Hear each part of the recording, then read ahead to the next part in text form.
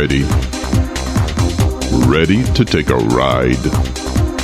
Grab your coffee and strap yourself in, because the show is about to begin.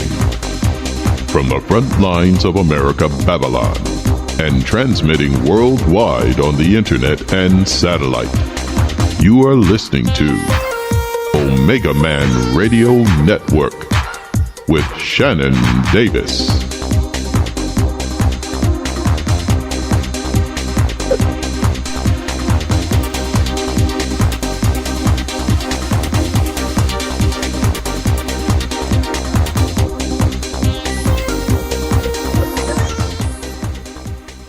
All right, everybody, welcome aboard. This is a live show, Tuesday, August 4, 2020, and it's a distinct honor to be here today with a very special guest. I count it a high honor to have here tonight Roger Reaves. Roger, welcome to the broadcast, my friend. Well, thank you, Shannon. I'm glad to get on here. I hope you have some coffee. With you? Doing good. And Roger, this may be unlike any show you've ever done, but we're going to have a good time, I promise you that. And, I'd like to open up shows with prayer. Would you do us an honor today and open us up in prayer, Roger? Certainly. Heavenly Father, we thank you for this day, this wonderful. We thank you for our lives, Lord. We thank you for all the people that are listening to us on this show, Lord. And we ask your blessings on us today, Lord, and may our words go out and be pleasing to thee. In Jesus' name, amen. I say amen to that. Again, welcome everybody. Roger Reaves in the house. And for those that may not have heard the name Roger Reaves, you're going to learn a lot about him tonight. I'm going to read a little intro here from his book called Smuggler, the memoir. You can get up on Amazon. Roger Reaves grew up a poor boy in Georgia. Went from making moonshine to becoming one of the most prolific smugglers of the 20th century. He covered 6 continents, transporting 20-ton shiploads of hash, tons of cocaine, and completed more than 100 sorties across the U.S. border with plane loads of marijuana. His friends and associates spanned the globe, from the Medellin cartel kingpins like Jorge Ochoa and Pablo Escobar to Mr. Nice, Howard Marks, and the infamous Barry Sills, who was Roger's close friend and employee. Roger escaped from police custody and prisons on 5 separate occasions, was shot down in both Mexico and Colombia, and tortured almost to death in a Mexican prison. Despite 5 decades of a real-life Indiana Jones adventure, the sparkle in Roger's eye and smile on his face remains. Nothing is made up here. This story happened, and you may have never heard of him. I want to read one other thing that was said about Roger in a court. Your Honor, Mr. Reaves is not a drug dealer. Mr. Reaves is not a drug importer. Mr. Reaves is a drug industrialist with a fleet of ships and an air force of planes at his disposal, who has spanned the globe for a decade with his death and destruction. Now, I wouldn't agree with that man that in your wake you'll have death and destruction, but I will agree that my friend Roger Reaves is different than most stories you have heard. This man went all in, and we're going to learn about his amazing story tonight. It's amazing that Roger is even alive today because, Roger, welcome to the show. As we look back at, history, the 70s, 80s, 90s, the drug wars, most of the people that played a part in that are gone. And we hear stories about them. They make movies about some of the people. And really, in truth, we don't know how to sort from fact or fiction. So when we have an opportunity to meet a man who's been there and done that, and he lived to tell the story, and his story is true, he's going to share with you tonight, what an honor it is. Again, Roger is living history, and we're going to sort out many of the events of the drug wars, the cocaine cowboy history that you've seen movies made about, Roger was there. He saw it, he lived it, and he survived it. Roger, welcome to the show tonight. Thank you, Shannon. Glad to be with you. Well, let me preface by saying, Roger, this show is not going to be able to do justice to your story to tell the full tale. There's no way we could do that. In fact, we'd have to do a dozen shows just to scratch the tip of the iceberg, because I know you have done so much, and the journey you've been on has been massive and a long time in the making. We're going to try to touch on some of the highlights tonight, and hopefully many of you are going to do what I did. You're going to go out and get this book at the end of this show and read it and learn more, and we're even hoping that a movie is made on Roger's life, because it would be epic. Where do we go? Maybe back to the beginning. Roger, a central theme in your life has been your love of flying. How did you get into flying? How did that get started? Oh, I was just a young man. Went up to the Douglas, Georgia airport, and there was an old crop duster out there, and he wanted to give me a ride. I got in a little airplane. Down the side of it, it had death trap wrote on it. So should have told me something. He took off the end of the runway and ran between two pine trees. And I knew it was going to take the wings off if he didn't turn it up, but I didn't figure he was going to kill himself. So he just turned it up like a knife and went through, still laughing. And I thought, well, he didn't scare me too bad. So anyhow, we landed, and I thought, now that was fun. That excited me. So I started taking flying lessons, and I didn't fly but just a little while. And I guess I flew about 8 hours, and I went and bought 1/3 of a little old Cessna 152. And then I flew that thing all over. I flew it all the way to almost the northern part of Alaska, and came on back. And what an experience! And got my license, and just then I just took to it. That is amazing. What type of ratings did you hold as a pilot? I kept my private pilots and the instrument, and I never did go on. I figured if I got too many ratings, when I went to court with what I was doing, I'd say, Judge, I can't fly those airplanes. I'm not qualified. But I bought everything up for a DC-7, a 4-engine plane that would carry 30 tons for 6,000 miles. That is amazing. So I got some big airplanes. You sure did. Those are huge. I'm looking at some of the pictures in the book, like these DC-3s. Those are amazing. The workhorse of the skies, they called it. They were wonderful airplanes. You know, I just have to brag a minute.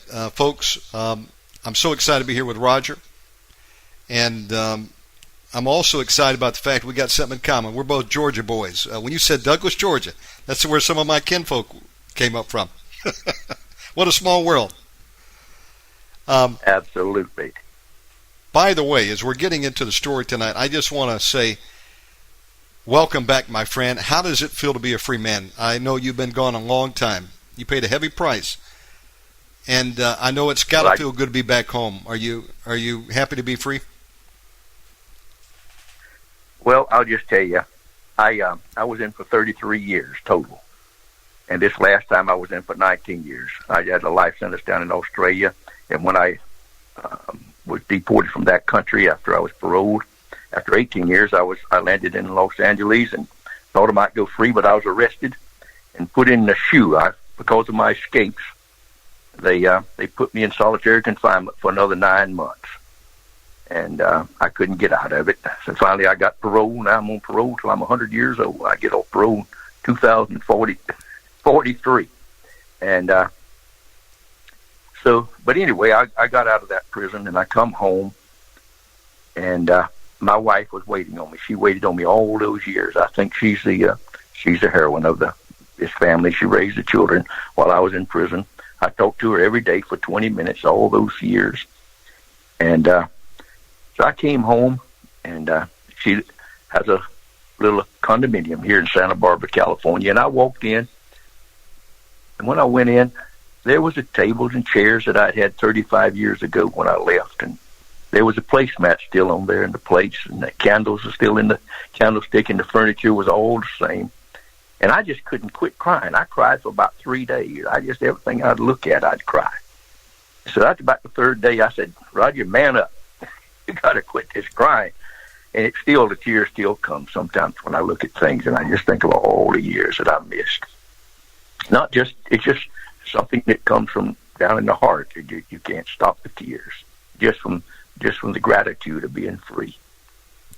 Roger, I tell you nice what, I know it. Well, you got to be one of the most happiest men in the world to be back, to be with family that loves you, and I tell you, you're an extraordinary man. Not only did you survive some hair-raising adventures and working with different people, notorious like the infamous Pablo Escobar. We'll talk about him later. But you survived the punishment that a prison can put on a person.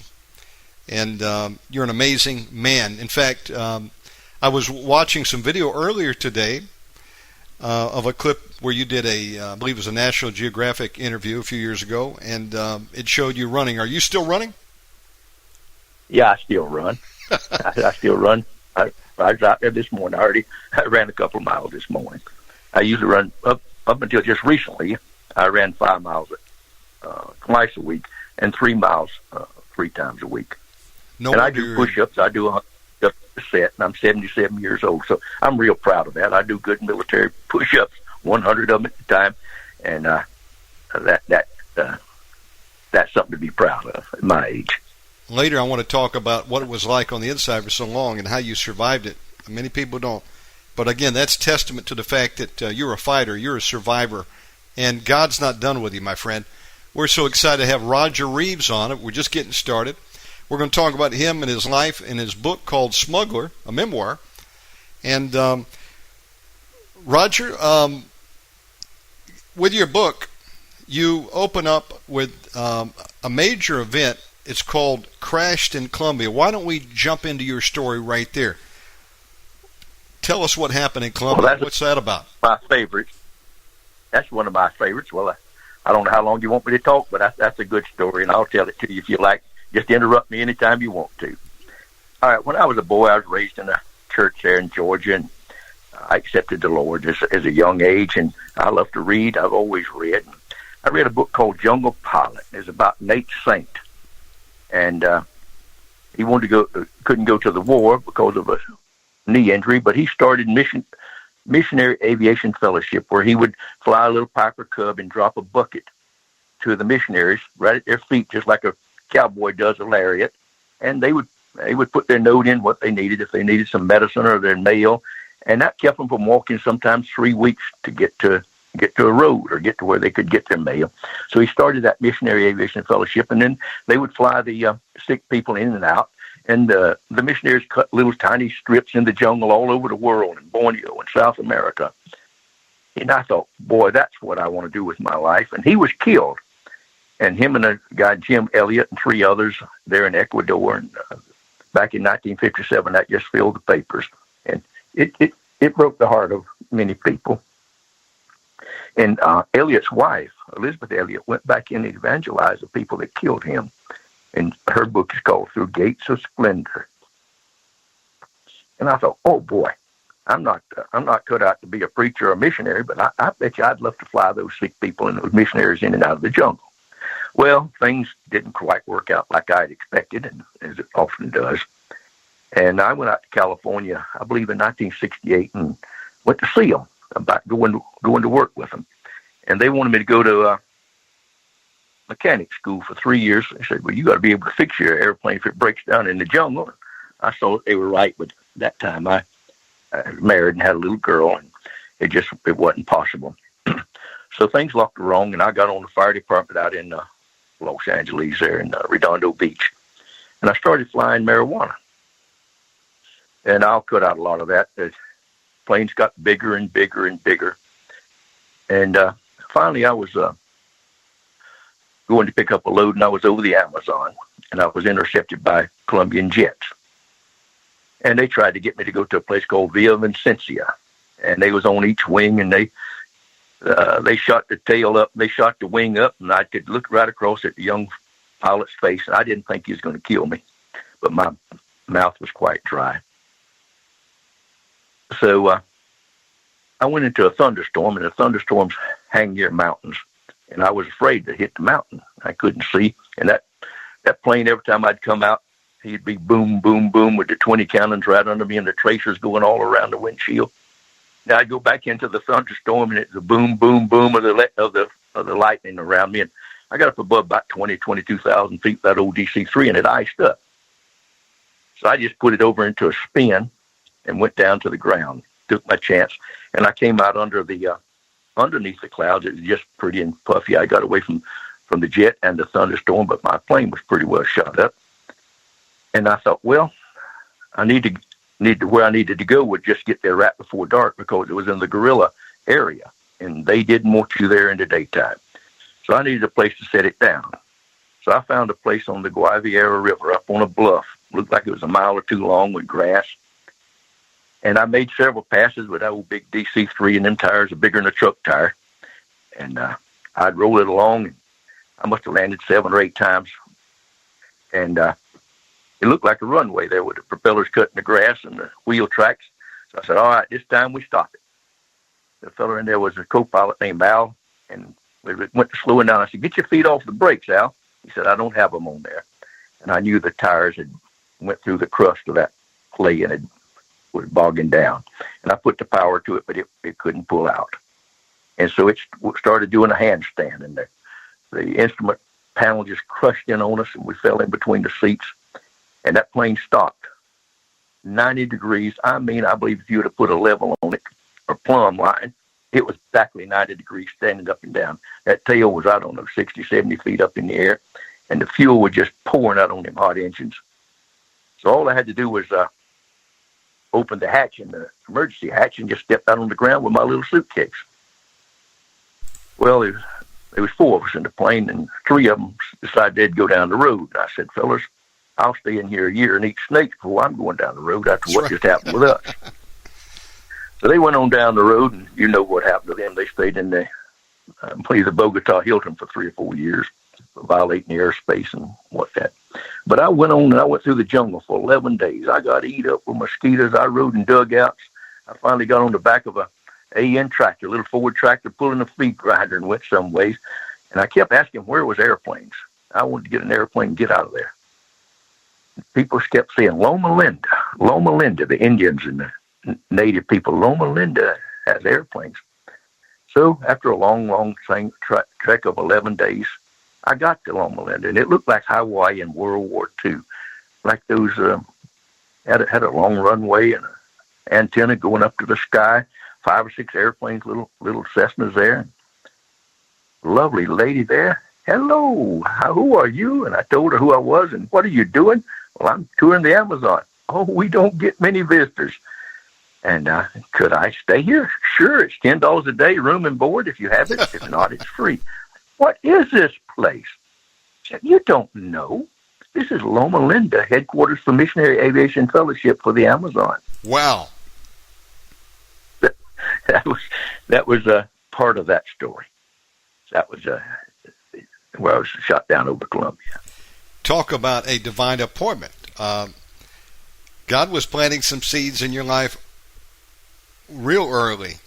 Now, Roger, to kind of give a framework for our story tonight, what kind of time period are we talking about here? When did you begin to fly and get involved in making some of these smugglers runs? What time frame are we talking? Late 60s, early 70s? Early 70s through 1982 when I was arrested. So I had about 10 years of it. This is amazing. So you started out getting your pilot's license, getting experience flying. You're working with the fire department out there in California, and then an opportunity to make some money, flying and making some deliveries. In the beginning, were you immediately flying and doing overseas flights, or were you doing any flying in the States too at that time? Okay, I had a little airplane. I was working on the fire department, and so I was asked by a fellow who smoked a little pot if I'd like to fly down to Mexico and get some marijuana. I didn't even know what it was. I'd heard about it, but that was just in the early 70s. It wasn't popular. And I said, I don't know anything about it. He said, well, they'd pay you $10,000. I got somebody if you'll take your airplane down there. Wow. $10,000 was about 2 years take-home pay at that time. That's a lot of money. So I said, well, go take a look at that. So I went down to Mexico with that little airplane and flew that little load of hay back. It wasn't nothing but just a few bales, looked like suitcase, 2 or 3 suitcases the size of marijuana. Flew that back and give it to them. And they came and gave me $10,000 in a sack. I brought it home. We didn't need the money. I mean, anybody, 2 years' pay is a pretty good little check. And I dumped it on the bed just to look at it. My wife put her hand over her mouth and like, oh my goodness, what in the world? And so I said, that's something. That is something. That's just unbelievable. There wasn't nothing stopping me, but there wasn't even a barbed wire fence between the United States and Mexico back then. And I said, let's go again. So I went a couple of weeks later. I had a few days off, and I went down there again. And man, it was just as pretty as you could please. I was just intrigued by Mexico. I went into the old missions, and I looked at the Stations of the Cross and all that. And I was just impressed. And the women washing their clothes in stone pots in the street where the water was running down there. And it was just intriguing. So I did that, and I had $10,000 more. So I went to talk to a lawyer. I said, Mr. Lawyer, what would happen to me if I get caught flying some marijuana across the border? He says, have you ever been arrested? I said, I've never even had a speeding ticket in my life, mister. He said, you work on the fire department? I said, yeah, I'm a fireman there in Los Angeles. And he said, well, you'd get probation 99% of the time, but just in case the worst happened, you would you'd get a year, and you'd probably do 4 months raking leaves on some military base. And I thought, well, that's not a very bad bet. So I took the money that I had, and I bought a bigger airplane. I bought a Cessna 207. Well, it hauled 1,100 pounds, 500 kilos. And so I got somebody that would pay me, and they paid me $40,000, and I could go every day I wanted to. Well, I was wanting to save up $300,000 to go back to the farm in Georgia and farm. And when I got that $300,000 so quick, it made my head spin. And I told my wife, let's go back. She said, you don't remember those flies and bugs like I did. We'd had 36,000 in the tobacco field, and a lot of hard work and sweat. And she liked California. And it wasn't that she wouldn't go, but it was that she definitely wasn't for it. So anyway, my father had died when all of us was young, and I had a baby sister just 6 weeks old when he died. So I had her and my mother come out, and I took them to Disneyland in my new Cadillac. I wasn't very smart about the DEA and that sort of stuff. I bought me a $9,000 brand new Cadillac in 1973. So at Disneyland, my mother said, what are you doing, boy? I said, I'm hauling pot, Ma. She said, how much you making? I said, I'm making $40,000 any day I want to go. She says, what do they do if they catch you? And I told her about what the lawyer said. The worst I do is about 4 months raking leaves. I said, what do you think, Ma? She said, you need a co-pilot, son?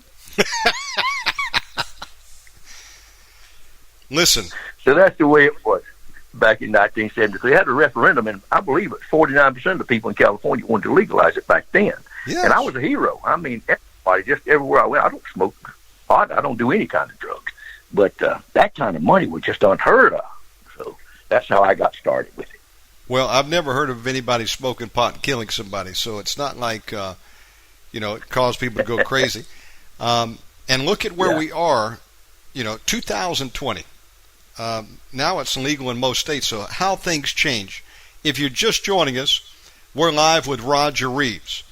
And Roger, when you begin to fly, and you're flying, making some runs down there to Mexico, I want to get in the mind of a pilot doing this.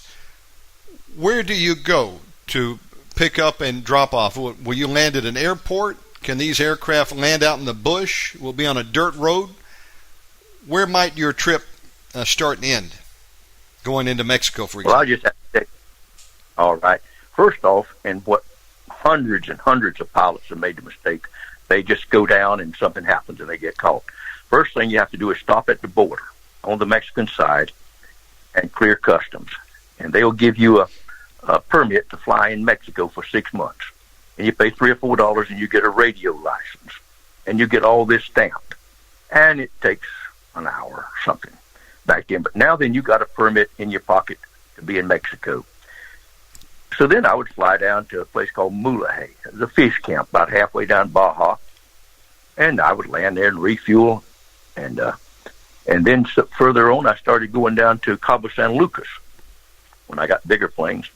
And then I would spend the night at the Hotel Cabo San Lucas, a real nice hotel, and take off at 4 o'clock in the morning and fly over and land on a road or a strip, whatever they had for me. And then I would take it back and pick up the load and bring it back over into the middle of Baja, where there was a goat ranch where they made goat cheese. And I'd land there and unload the load and go back into Mulahay and have my plane washed and have a good lunch and take a nap. And late in the afternoon, I would fly back over to the goat ranch and load that ton of marijuana up and come back across the border just at dark. So that was just about the way I did it every time for several years. Now, with these aircraft, did they have to have a pretty good strip, or could you just land it on a grass field in a farmer's ranch or a dirt road? How are these aircraft set up in terms of landing in some of these terrains? Well, I had a lot of different. I had 25 different airplanes in my life. The first off was like the Cessna 207. It had big tires, and it would land on sand beds. And there was a place called Pichilingui, just north of Mazatlan, 50 miles. There's a little stream there, called a river, but it was not knee deep. And I would land on the like a bend of that river, and it was a 900-foot standy runway. And I'd land right into the sun side just at sunset, and it'd almost blind me. And that Cessna would take off, but it wouldn't take off with a load. But my wife would pack up things for the children. They liked apples, and she'd got little toys and fill the boxes up with candy, and we'd fill the plane up to take back to those impoverished children in that little village. Well, every time I'd land, there'd be more children. The word Santa Claus was coming was getting around. But in the morning, just at daylight, I'd go down and brush my teeth in that river. I'd spend the night in some barn and a hammock, and my waiter, 10, 15 men would walk down with me. This young fellow, Pedro, would get in the plane with me. He was about 20 years old, but very light. And he would direct me to a highway, sometime 20, 30, 40 miles away, where the men would have the road blocked off, and they'd have a truck parked one way and across it, and another one the other way, and I'd land in between them. And they'd load that 500 kilos of marijuana in that airplane. And I'd shake hands with them, and I'd take off over, sometimes maybe 20, 30 cars waiting on the freeway there, just stopped. Nobody said a word. One time I remember seeing a highway patrolman car sitting in the line of cars. He didn't say anything either. Anyhow, I'd fly on back home. And on the 13th trip, I had the little alarm going off in my stomach, like, don't do it, don't do it. So the next morning, when we went down there, and Pedro and I got in the plane, I heard a gunshot, and I thought a tire blew out, and he was saying, "Policia, policia!" And I put the accelerator to the throttle to the firewall, and we took off. We had about 400 or 500 feet right straight up in front of us. Wow! And right at the end of it, I back just as hard as I could and jerked on the flaps, and it was standing up on its nose, and then we were just riddled with machine gun, just riddled. That plane was absolutely looked like something Bonnie and Clyde. Went back later on and counted 80 bullet holes in it. Good. And I was shot 3 times. He was shot, his foot was nearly shot off, and I pulled the power, and I went into some kind of shock. Things turned just yellow, and we hit the ground. It looked like rocks up the river, and they looked like turtle backs. I mean, just turning daylight. And we hit those, and the wings came off, and the next one, the engine came off and went up under the plane. I must have been knocked out because he was shaking me. Come on, Roger, come on. And we jumped out, and there was 4 federales coming down, still shooting at us in there. The bullet or 2 hit the plane, and I carried a 9mm pistol but I had it taped on top of a radio up under the dash. Well, that thing was peeled off, and it was just laying out there like it was waiting for me. So I popped off a few caps down that way, and that got rid of the federales. They took off into rocks, and we took off up. I wanted to go down the mountain. He said, no, got to go up the mountain. And I looked, and his foot had been shot on the right-hand side, and it came out the left side, right with the ankle bone with an AK-47. It tore through it. Good grief. And so I stopped my white T-shirt up and put it in there to stop the blood somewhat. And we went on up the mountain, and there was an old gray donkey. It was way back, big old donkey with long hair, white hair. And he come up and patted her and rubbed her. Good morning, Charlotte. Good morning. And we hopped on that old donkey and rode away. So that was quite a story how we got out of that story. I'm just telling you highlights of it. That's amazing. What's it like flying into Mexico in the 70s? What kind of resistance would you have in terms of what's the political climate? Is it as long as you pay a bribe, you can do business down there? Were the federales always on your trail? What's it like flying in the 70s into Mexico doing these kind of runs? You mentioned there y'all were attacked by the federales. Is that a threat that was always out there on the periphery? You had to be looking out for troops? The federales are a terrible, terrible bunch of people. Worse, I guess they couldn't have been any worse than Saddam Hussein's people. They're probably the same type. Like, they just kill you, no doubt about it. And they were there just to rob you. They didn't care anything about law and order. They were just there to rob you. They got so bad until Mexican government disbanded them. I forget some back. I don't remember. Before 1980, I believe they would about take over the government, and they would just grab you and torture you until you give up your money or confessed. So and, you had to you had money, you could pay it off, but you didn't know who to pay. It was different ones everywhere. You pay off this one, then another one. You're about to come in and get you. So it was dangerous. Absolutely.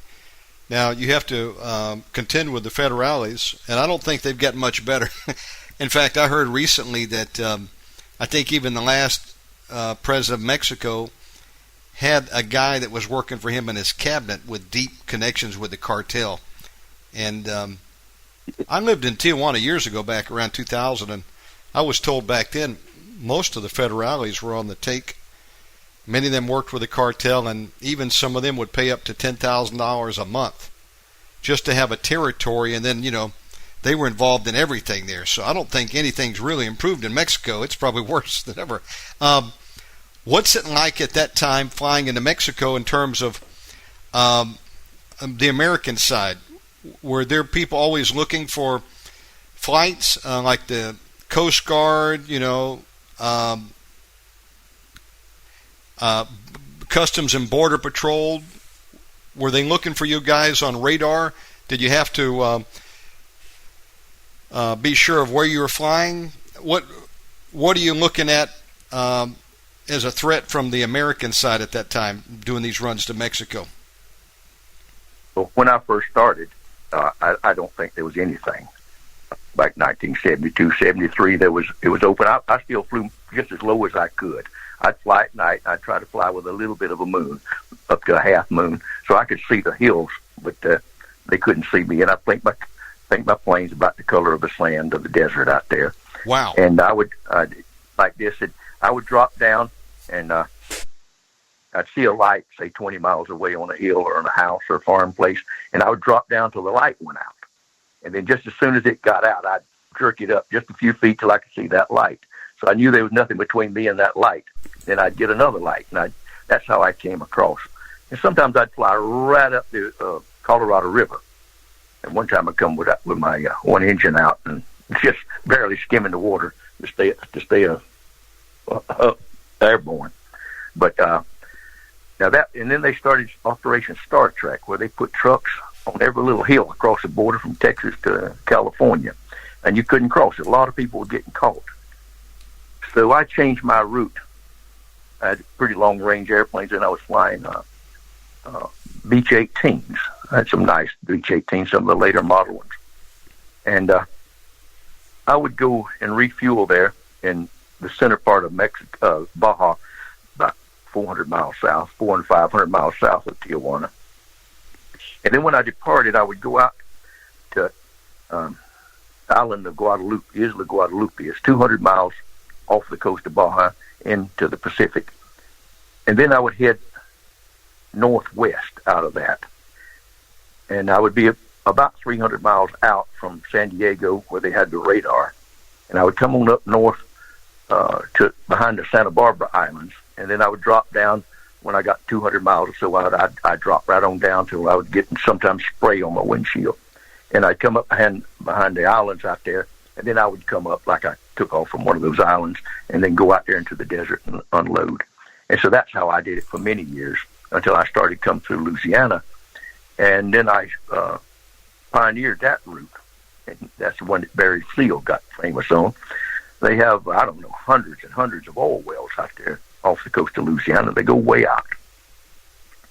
And in the evening, just at dark, there'd be a multitude of helicopters flying back in with crew. They take a crew, and they just blinking like fireflies as they come back across there. So that time I was flying turbojets, 300 miles an hour. And when I got over Yucatan, I would got about halfway over the Gulf of Mexico, about 300 miles out. I'd put it down, and of course I'd come in at 300 miles an hour. But then when I got into where I could see those oil wells, I'd slow down. And I'd slow down just as slow as I could go, about 120 miles an hour, 100 with those helicopters, and I'd come right in with them. So I did that, I guess, 50 times too. So that was my different routes coming into the United States. This is amazing. In the book that Roger has written called Smuggler, Roger Reaves, a memoir, there's a little, looks like a business card clipped here. I like it. It says, "You call, I haul, green or white, day or night." Folks, we are honored to have Roger Reaves, a man with an adventure that it would take volumes to go through it all. I can only touch on some highlights tonight, but we're so honored to be here with Roger, and I'm going to ask him questions, and they may not be in chronological order of events, but great conversation points. So we're talking about Mexico right now, and clearly, as a smuggler, carrying these loads on your aircraft, the rewards are great, but the risks are great too. You could be shot down by federales, as was the case. You could be intercepted at the border, and many other threats we'll talk about later. But while we're on the subject of Mexico, what happens after this? You are shot down. The guy you're flying with, his foot is almost shot off. He probably retired at that point. But that didn't stop you. Did you get another aircraft and continue the runs? Oh yes, I got another aircraft right away. It's when I bought a Twin Beach. That was a lovely. I bought it from the Beach Boys. The Beach Boys. That was wow. The Beach Boys. Yeah, they owned the plane before I did. That's something. Amazing. And that. Tell me about Mazatlan, Mexico, and the torture in prison. I heard this as part of your testimony. That's always a potential risk. You might get arrested by these foreign governments and thrown in the gulag there. In this case, you spent some time in a Mexican prison. What was that like, Roger? I believe that's just as close to hell as you can get on Earth without being dead. That was awful, just absolutely awful. I've been in 26 prisons in my life, and that was by far the worst place I've ever been in. It was just almost beyond description, filthy and vulgar and just terrible. They put me in a little cell. I guess it was hardly 5 foot square, real high with a ceiling light. And it must have been over 100 degrees in there at that time, June, July, I believe 1974. And I was stripped naked and just beaten until I was just yellow and blue. And all I had to do was just sign the papers and say that I had 2 airplanes and a yacht that was hauling pot. And then I'd go, and I'd have got 6 years and spent 6 years in a Mexican prison, but I decided I didn't want to do that. So I just took it. So they got so bad. I mean, one of the worst was they chained me up and spread me apart and put some butter on my rear end and put ground up real hot chili pepper up my rectum. God have mercy. Almost burned, burned the daylights out of me. I mean, it set me on fire. It just crying, beg them to take it out. Wow. That was real. Pardon? Brother, that's horrific. And yeah, that is horrible. They've been known to do that. I'm not the only one that got that treatment. Another one, they'd hold your head under a seltzer water and they'd hold you down with 3 of them. And after one whiff of that, 3 of them couldn't hold you down. So you kind of learned right before you had to just come up, take a breath, to struggle just like that. But that was awful. Your eyes were burned for 2 days after that treatment. And then this is one of the most interesting things. It wasn't so bad, but it was just awful to think about and look at. They took a man, a black man, and he was dead, and he was frozen, and he was wrapped up in newspaper. Strips about an inch wide were just wrapped all around him from his head right down to his toes. And they come in with an ice hook and hooked him up on a hook on the side of the wall. And you next, and I won't say the ugly words that went with it, but you're next. Wow.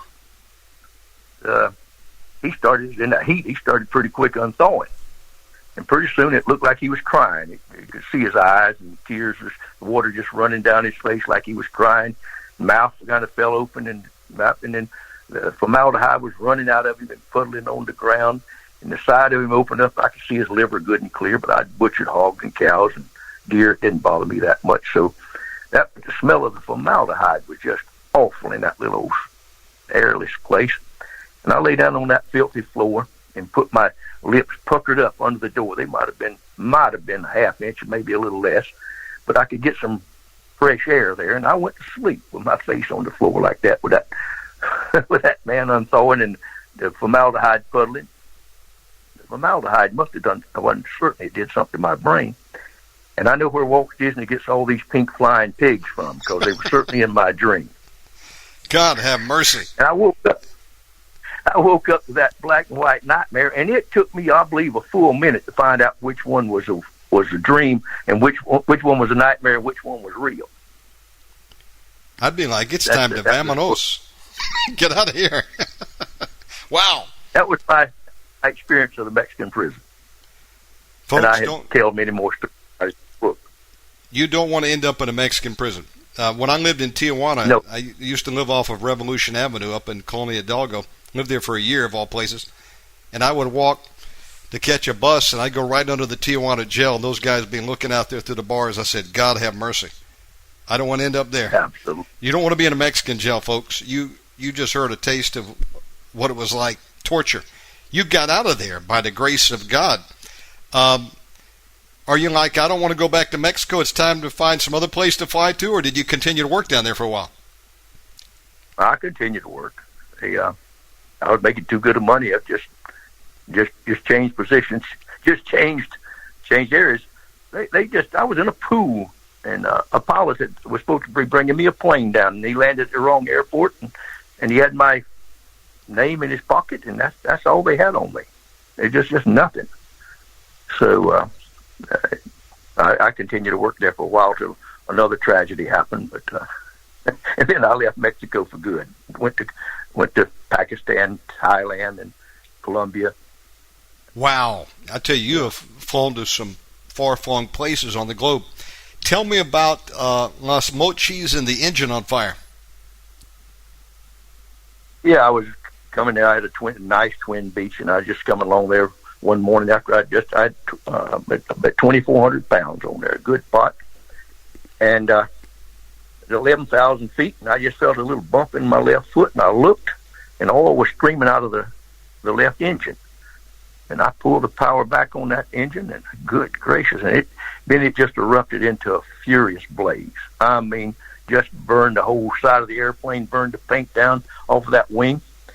And I know that was the scariest I've ever been in my life. So I opened the cowl flaps and put that thing in as close to a straight down dive as I could get. There was 2 miles below me was all the water I needed. The land was right close to it. I thought if I can just get there, I'll live. And so I guess that thing went up to about 400 miles an hour. It was way past the do not exceed speed, and I thought the tail might come off, so I had to just slow it down a little bit. And that thing was blazing. That fire went out, I guess, somewhere down there. I forgot just how high it was. But then it was too stiff. I couldn't pull out of it. I was afraid I'd tear the wings off if I pulled back on the yoke. So that was a mess. I finally got leveled out at 1,500 feet and went on above Guaymas, where they made a big movie there, and there was a strip. I thought maybe I should land there. But then I said, all right, I'll just land. Every foot I go towards the United States is one less I'll have to hitchhike or walk with this thing. So I kept going, and I put the right engine full bore. But it was still dropping like 100 feet a minute, so it wasn't going to take too long to get down there. So just above Guaymas, I got down, and I got right close to the shoreline, and I was gonna ditch. And when I got about 3 or 4 feet from the water, it started flying. It's an air cushion. You see airplanes when they come into land, they float a little while. Yes, sir. Well, one wing length from the ground is you have I forget what it's called, but it's a cushion of air you ride on. Well, that thing started flying, and it's shaking the ground. The yoke shaking. It was in bells and whistles going off like crazy. It's in a stall, and the right wing kept nearly touching the water, and I got both feet on the rudder pedal. And I transferred some fuel, and that thing flew all the way. Got onto the Colorado River up north, another 400, 500 miles. By that time, it burned off enough fuel. And so I followed that Colorado River, and it does wind around. And I'm sure there's power lines go across it, so I was staying right down on the water. And I come across the border, and it got to flying, and I got to Interstate 8, Highway 8 or Interstate 8, just on the American side. And I said, all right, I'll go along that. And it would fly just enough to get down that highway. And I remember a policeman was getting a ticket. I must have blew his hat off. And then there was a bang, like wham. It was before I could even see it. There was a dark bridge going across, and I must have missed it by an inch. It almost bent that airplane, the concussion of the air with the airplane. I got up in the air at that time. Then I put it in, over the Salton Sea, and I went down 170 feet below sea level, went up to Salton Sea, and went around Palm Springs and headed east on Interstate 10 with that one engine and the other one out. And I didn't realize it, but the Interstate 10 starts rising pretty sharp out of Palm Springs going out towards Arizona. And it started raining. It was raining hard, and I had my windshield wipers going, and the semi-trucks coming from the other way down in was blinding me. I couldn't get it up, and I was fixing to have to put it down in the rain. So I cranked up that bad engine that had been on fire, and boy, it looked like 1,000 horsepower kicked it in the butt. We went to the sky, and it was a bad storm out there, and it was raining. And I called a fellow waiting on the dry lake up there. I said, I'm at 6,000 feet, and I'm bouncing all over the place. He said, I'm bogged down 90 degrees to the runway. So I had to come in and land in that mud, put it up on its nose, and he finally got the truck and backed it up there and left, and to bring me a mechanic and some oil for that engine, see what was the matter. And I carried a gallon jug of high-test gasoline right there beside me.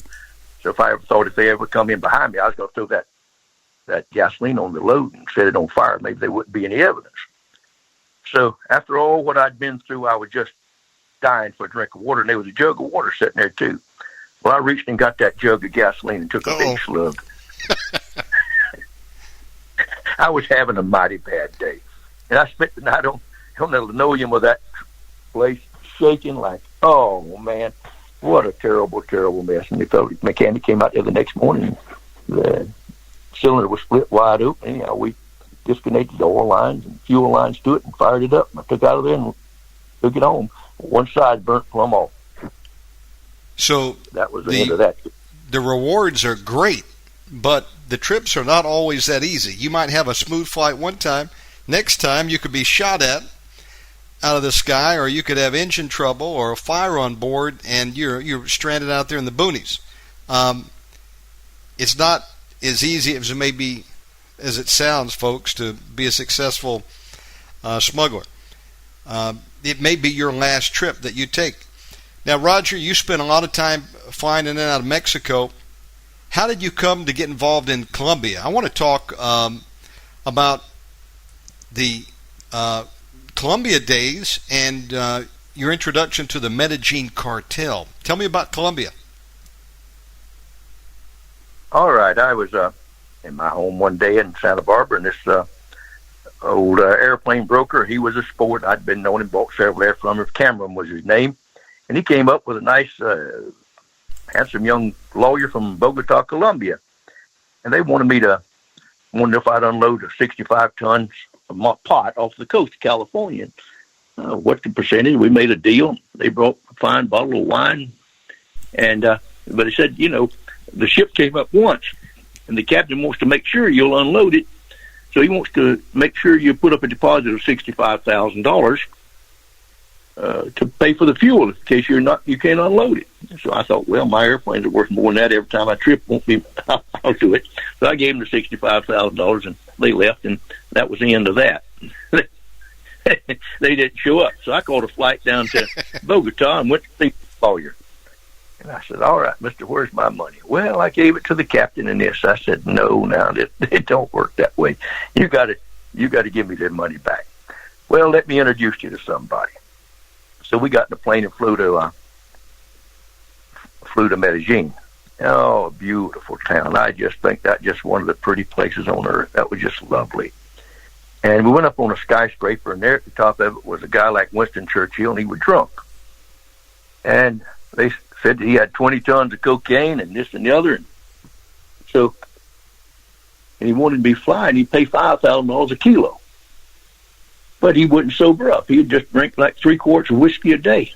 But he had a nice wife and home out there. And so she said he'll sober up one of these days, and he got plenty of work. So I thought, now this is something else.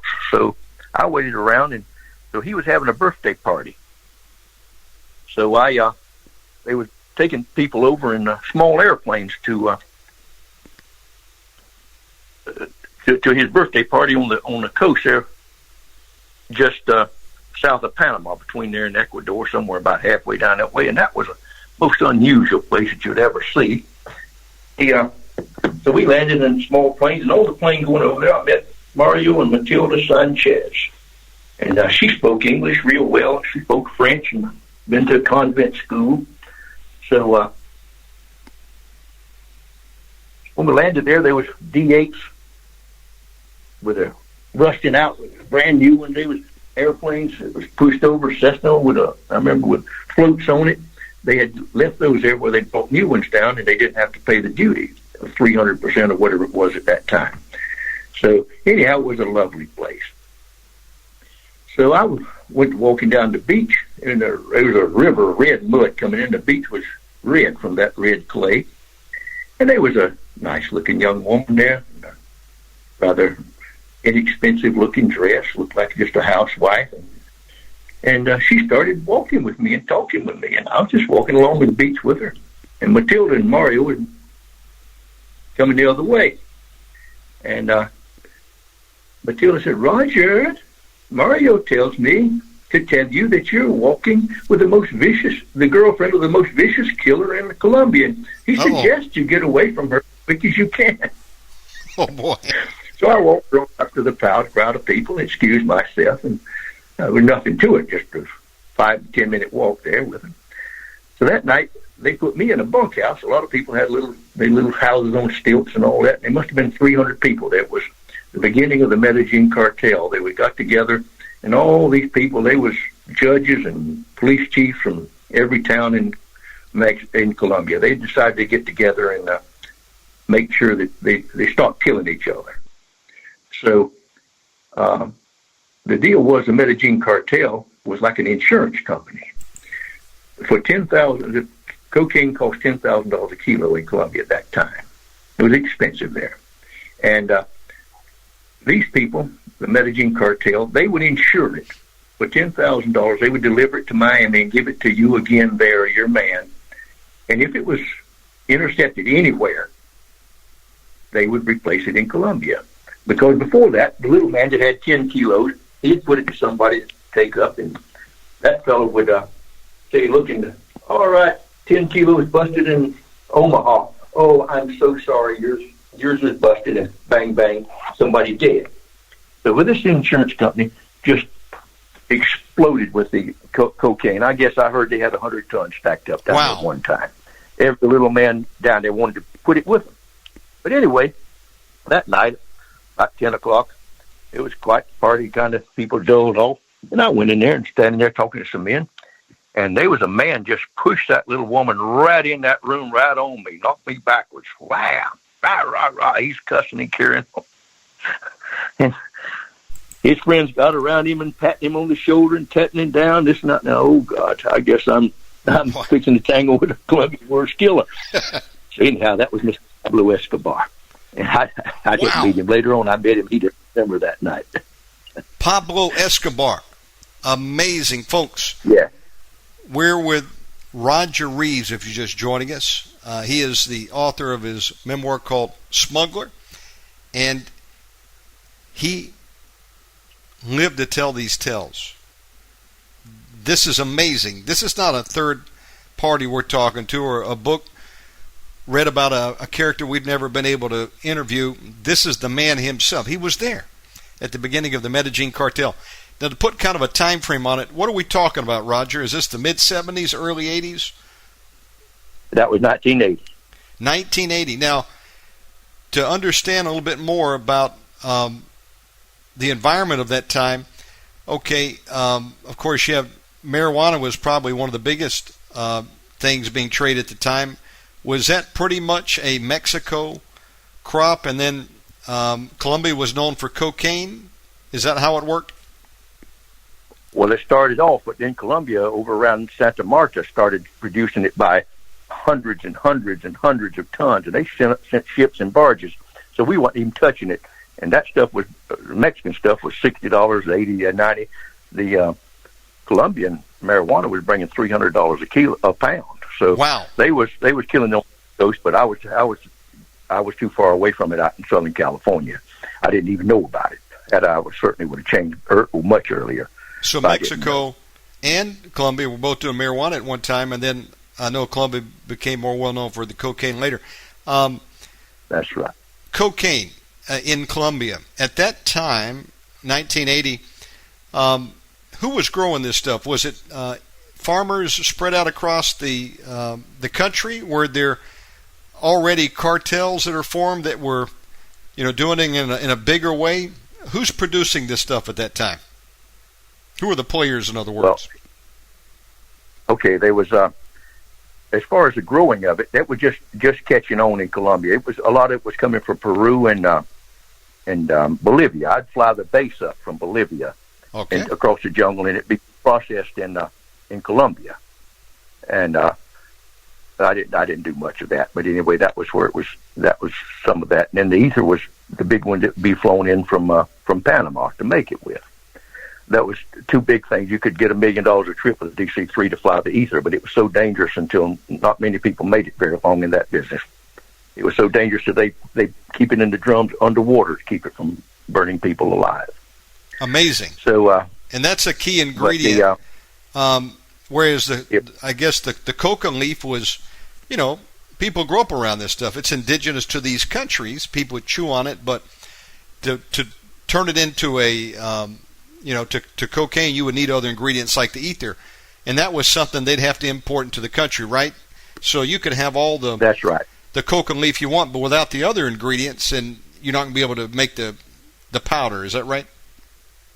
That they called it base. I think they use gasoline or some kind of fuel, and they got the base. And they needed but now they do it with microwaves. I don't know how they do it now, but it's real oily, and the stuff we had was crystals, just really real crystals, and very light and fluffy. It was much prettier stuff than the stuff later on I carried. It was gray and looked like modeling clay or something like that. That's amazing. So we're talking 1980. You find yourself there at really the formation of the Medellin cartel, and enter the infamous Pablo Escobar. How did you keep from getting killed making the mistake of walking with his girlfriend on the beach? Yeah. She didn't know. I don't think she was his girlfriend. She didn't know why. I don't know why he invited me to come here. Like the poor lady, But anyhow, he was drinking, and his friends, 3 or 4 of them. I mean, I hadn't done anything, and they knew it. So they was patting him on the back and got him out of there. But it was all right. It wasn't. It only lasted a minute. But he was jealous. Oh yeah. I guess she wouldn't. And later on, she wouldn't go to the bedroom with him, so that's why he pushed her in there with me. Well, you're going to see more of this guy later in the story, folks. We're live with Roger Reaves. Hey, Roger, at any time you need a bathroom break or a coffee break, just let me know. We'll take a 5-minute break. But I'm excited to dig into this story. Now, did anything come of that meeting there, or was that basically a dead end for you? What happened on that island? Did you make any new contacts or get any jobs as a result? Yes, I used this Mario Matilda, and they we did I did one load with one fella, and the person I give it to, Bill Barbosa, and I flew it up, and it was supposed to be 300 kilos, and it was only 165, and I give it to the man, Bill Barbosa, and somebody shot him in the stomach, so it was about 3 months before I got paid. Wow. I thought, all right, I don't fool with him. I went back, and Mario Matilda took me into took me up in Envigado. It's about, I don't know, 10 or 20 miles south of Medellin, a lovely little town, a little village, really, and went up the mountain there a little ways and went into there was a gate that they lifted up. They had a couple of men there in a little guardhouse, and lifted that gate up and went up into an old cobblestone street, just a little road right around, and I guess quarter of a mile, and under these big old trees with the bromeliads all in it was an old house there. I mean, that house must have been 300 years old, must have been a museum piece with a porch on it and cobblestones and hitching rails. And there was men out there in their fedora hats waiting and waiting. They was waiting to get in to see the patrons. So I was ushered right in, and there was a beautiful woman. They offered me a cup of coffee, and I went in and met Jorge Ochoa. And this Mario introduced me, and he asked me about the airplanes I'd had and what experience I'd had crossing the border, and I told him all that. And he had 12 different big telephones across his desk. And he told, this one's from New York, this one's from Chicago, and this one was from Los Angeles and Seattle. So each telephone was where his salesperson was, so they could call him on that one, and he knew which it was. So he said, so I told him, and he was impressed with the airplanes that I had. I had DC-3 and a Beech 18 and an Aero Commander, a turbojet. And so he said, just a minute, I would like to get my partner. So he went next door and brought a man over. And who is it? The same man that pushed the woman in a few months before. It's Pablo Escobar. And we shook hands. And he didn't remember me at all. He was in that same old house with Jorge. And so he told me and asked me, and I said, and he said, well, we got all the cocaine you can fly. And they paid $5,000 a kilo. So that was two of them. And so anyhow, I went to work for him, and I worked about 2 years. And then that's when I hired Barry Seal, and all that story I can get into later to fly for me. We're in an amazing time in history. Roger is there really at the beginning. Formation of the Medellin cartel, and very fast these cartels grew. I mean, I just had to look it up. There was a movie I'm sure you've seen by Al Pacino called Scarface, and really talks about the cocaine cowboys down in Miami Beach, and that's only 83 when that came out, and that stuff had already been active. So I only can imagine this stuff just grew by leaps and bounds quick. Now, folks, I told you this was a special guy. I don't know anybody else who's ever been in the room with Jorge Ochoa and Pablo Escobar still alive. Roger may be the last man standing. He survived it. And there's a great ending to this story. We'll tell you about that later.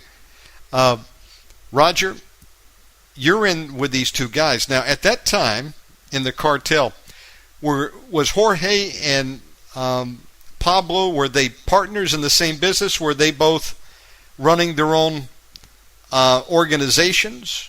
What was really the makeup of who was running the show at that time in Colombia with the cocaine?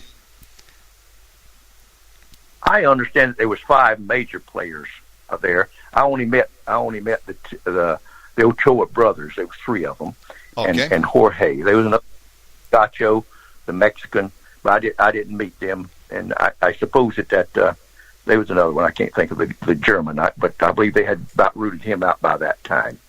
So were they really the same organization, or did they each have their own territories? Definitely, these two guys are working together. For the same organization. I think though that the Ochoas, okay, in my airplane, I put 300 kilos. And later on, when Barry Seals would fly, they'd put 500. They were superstitious with me. My first load was 300, and that's your lucky number. They wouldn't change it. I said, God, I mean, it's another $1 million I can make on a load if you just load the airplane up. No, senors, yours is 300. And he'd fly down with the same airplane. They put 500 in it. So anyway, but in the airplane, it was the different farmers, or let's say the different producers, would put like a brand, like it branded their cattle with 3 X's or a snake or zeros and just yes, cattle brands. And these would be on the duffel bags. And the duffel bags would be locked with 25 kilos in each one. Well, they'd load my airplane up with those, and I would give them to a man named Lito in Miami. And he would give whoever the bags belonged to the owners. They were locked. So I noticed that the Ochoas had way, 2/3 of it or more over Pablo. Wow. So they were big distributors. They just kept their mouth shut most. So Pablo got to killing people later on, got famous, but he wasn't the big one. And then the Ariella brothers from Cali was even bigger than all of that put together. Amazing. They shipped 20-ton load. Colombia is an amazing place, amazing people. Now I have to ask you this question. You're there in the same room with Ochoa and Pablo. What was your first impression of these guys? What did you think about them? Did you see anything particularly evil about them? Were they just down-to-earth people, businessmen? What's your first impressions that you remember? Well, I remember that George Ochoa had a lightness about him. He was like a good person. I don't know how you can say it, but just sometimes you just look at people and they have a brightness about them. They're all right. Now, Pablo didn't have that, but he didn't look like an evil person. He just looked like a normal, right there working man. You know, that's all I could say. Shook hands with him, and he was just nice enough. He was almost meek. Ochoa was a little bit more diplomatic, more restaurateur. Their family's own restaurant, or a big restaurant down there, so he was more personable than Pablo Escobar. He was fine enough, though. You would have never thought about he was going to be blow airplanes out of the sky and kill 400 judges and blow up the Palace of Justice and kill all those people, all the thousands of policemen. No, you'd have never dreamed it.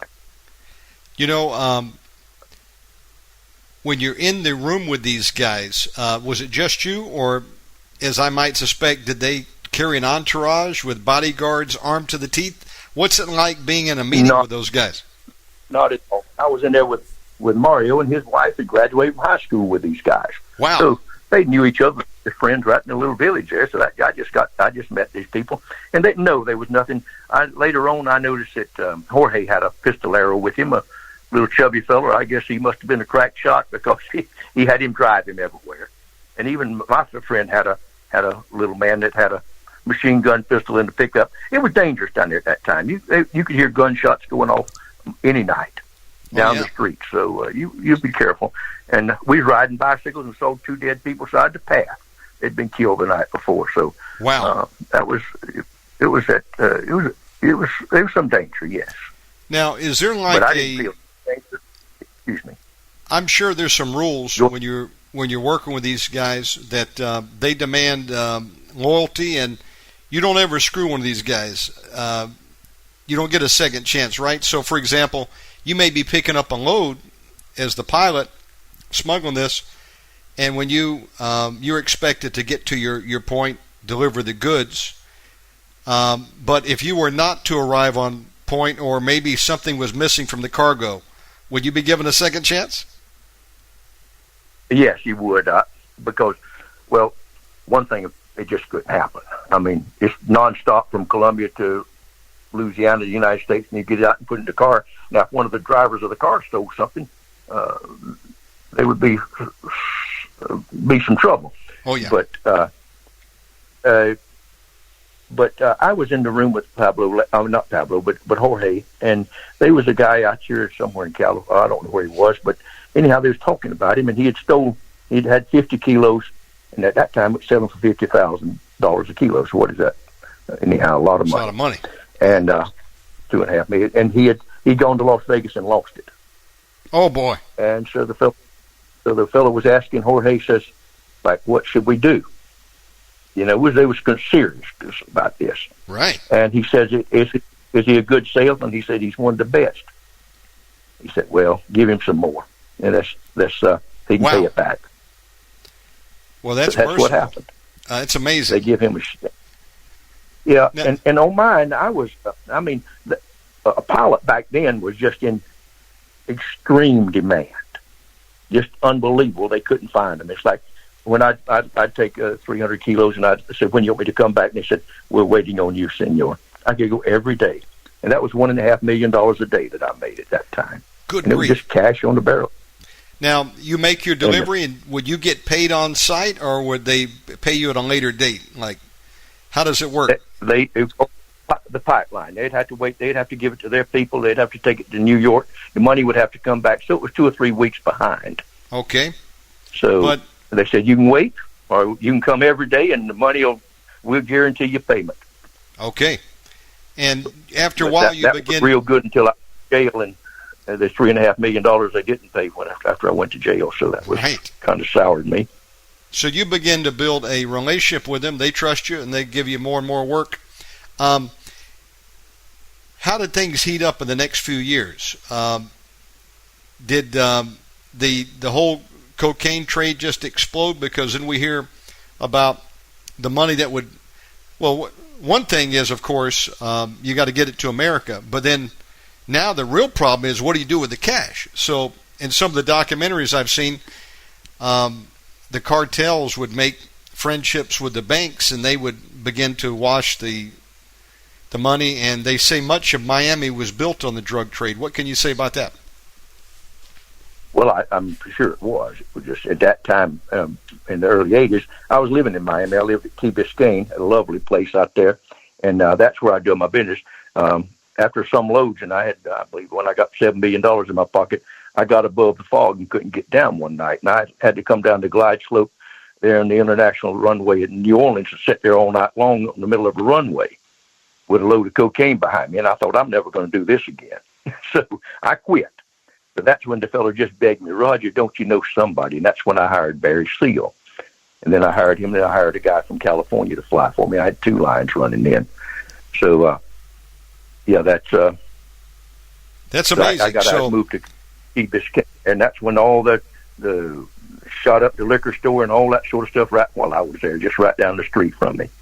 Now, you can only do so much as one individual, so a real entrepreneur would have, again, begin to multiply his efforts by hiring people, and then after a while, you got a fleet of aircraft flying. That's a smart way to do business, and you're a smart man. And you would bring on these different pilots. Now, as you begin to build friendships with Jorge and Pablo, and they could trust you, would there be times where, okay, you've done the deal, hey, come on down, I want you to hang out at the ranch? Now, I got to ask you this question. Did you ever get to hang out with Pablo down at one of his compounds down there? I understand he had some beautiful homes, including one that had like its own private zoo. You know what I'm talking about? Yes, I've been there, but no, I didn't hang out with Pablo. I worked directly for George Ochoa. He was the one. He was the one I was working for, and he was partners with Pablo Escobar.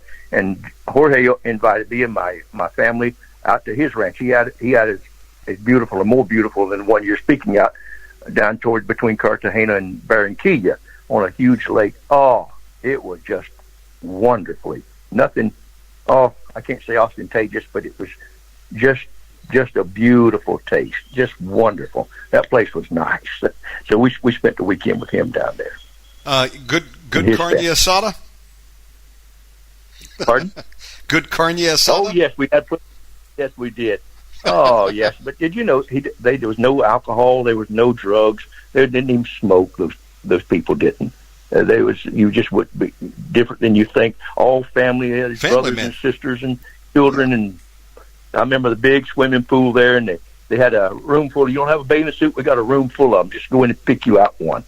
And the younger brother was a young Fabio, and I guess Saturday afternoon they had real fighting bulls. He had a real bull fight right there on the ranch with them, and it was nice. And they had the ultralights with on pontoons, and you go skiing with behind motorboats.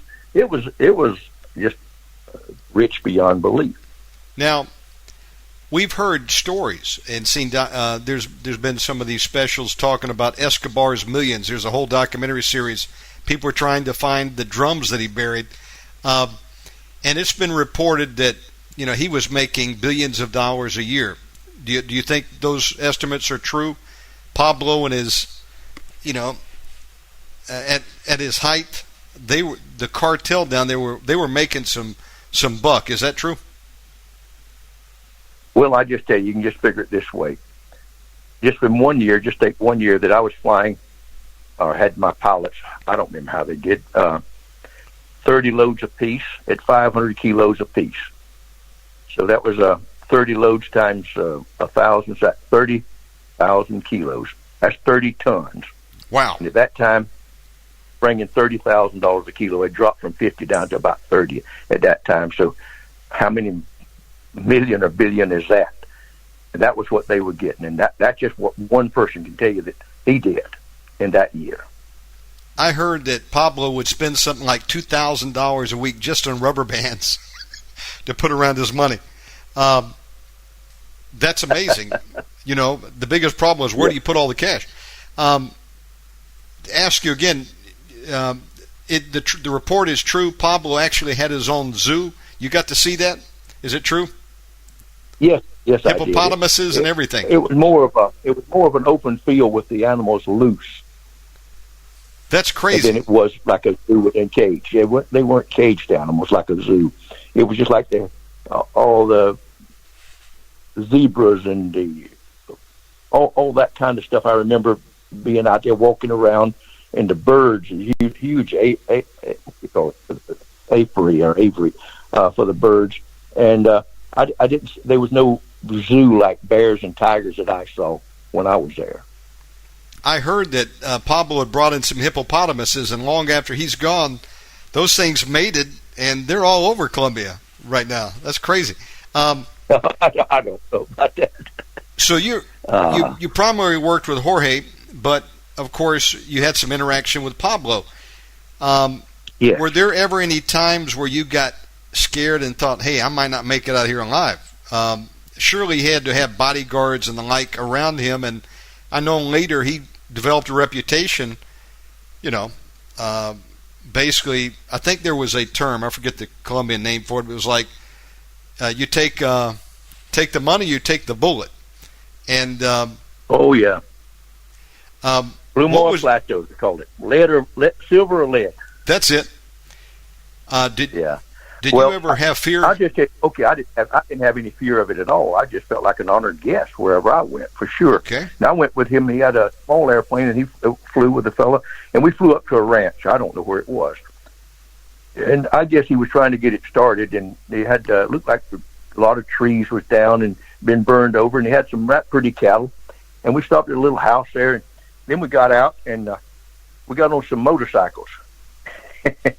And can you ride a motorcycle? Of course I can ride a bicycle. They little trail bikes.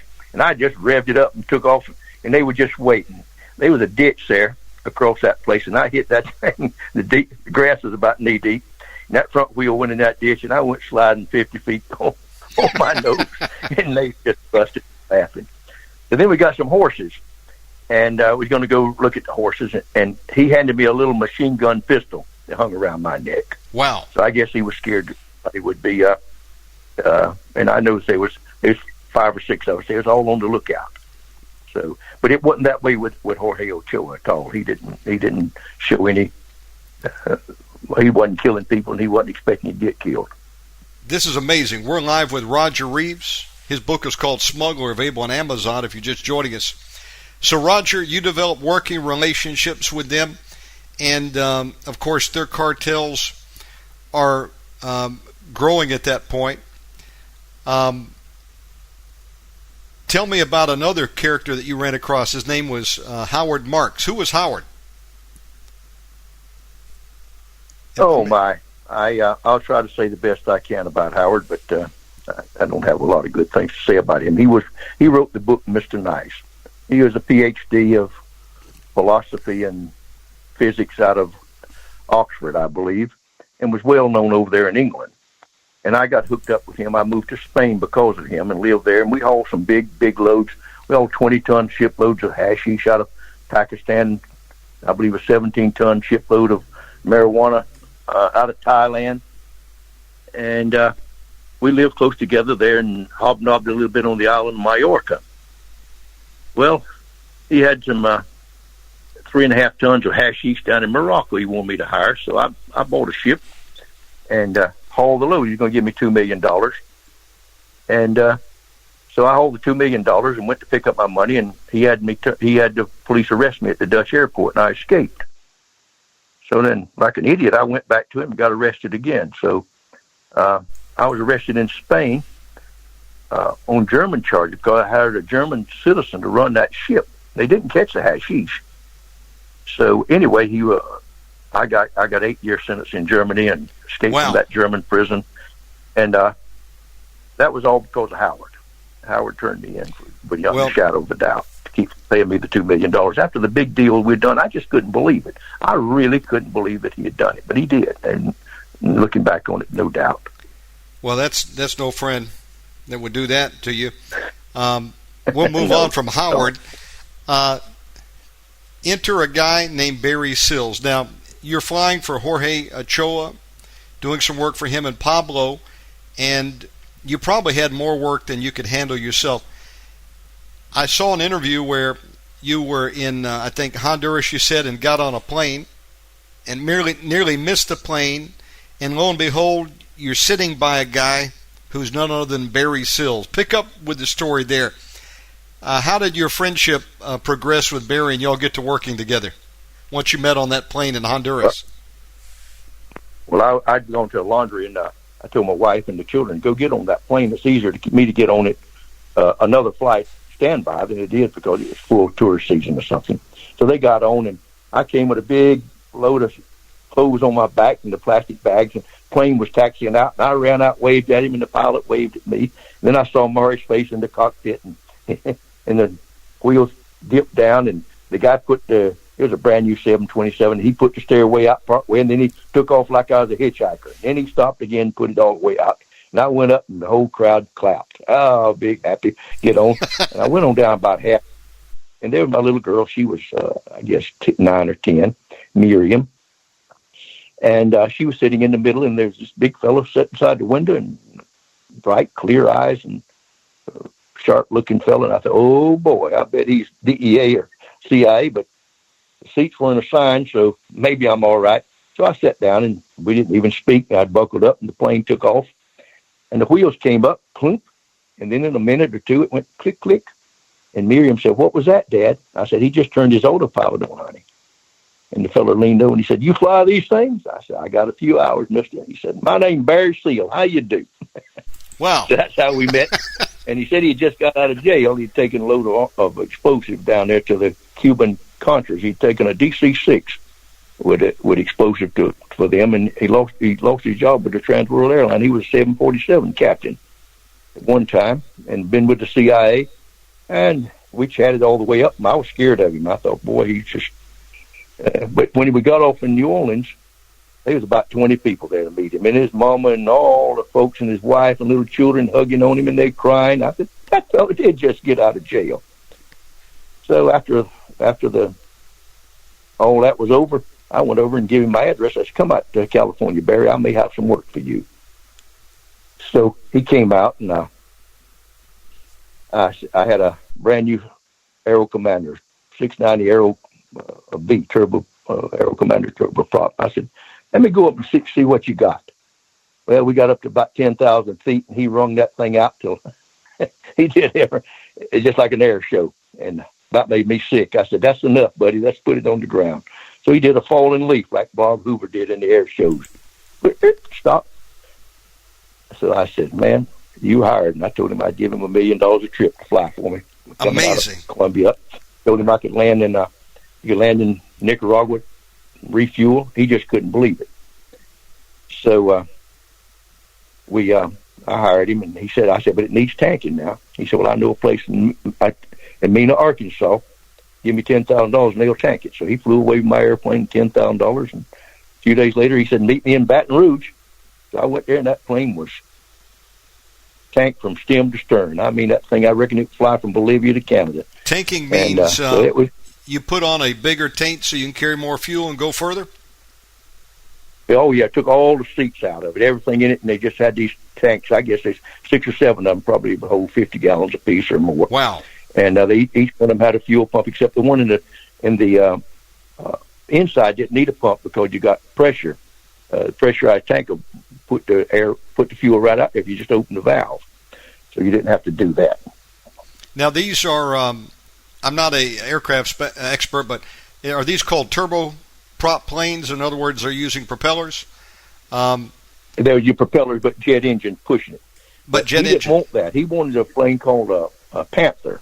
At that time, they were $400,000, and they're a Piper plane, a twin-engine, and they put big horsepower, 400 horsepowers on each side, Q-tip props, so they didn't make any noise. The propellers didn't. They were quiet and long range, and they were absolutely wonderful. They looked small, and they look good on the runway or in the line of planes. They don't stand out like those old planes that I'd been flying. So they look like any executive airplane. You have come across an ace pilot. He's got the goods. You can trust him to fly, and you'll go ahead and get set up and take out this aircraft. What is special regarding Mena at the time? Why Mena versus another location? What was Barry's explanation on that?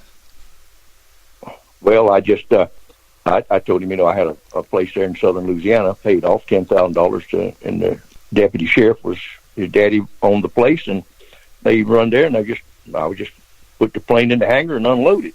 Yes. And if not, I would land on Interstate 10. They were building Interstate 10 across Louisiana and Texas at that time, and it was just a beautiful runway. You could just land anywhere. Just somebody had to make sure no equipment was on it. It was just a white strip in the jungle. It was just like you couldn't believe how nice that was. I landed on it time after time.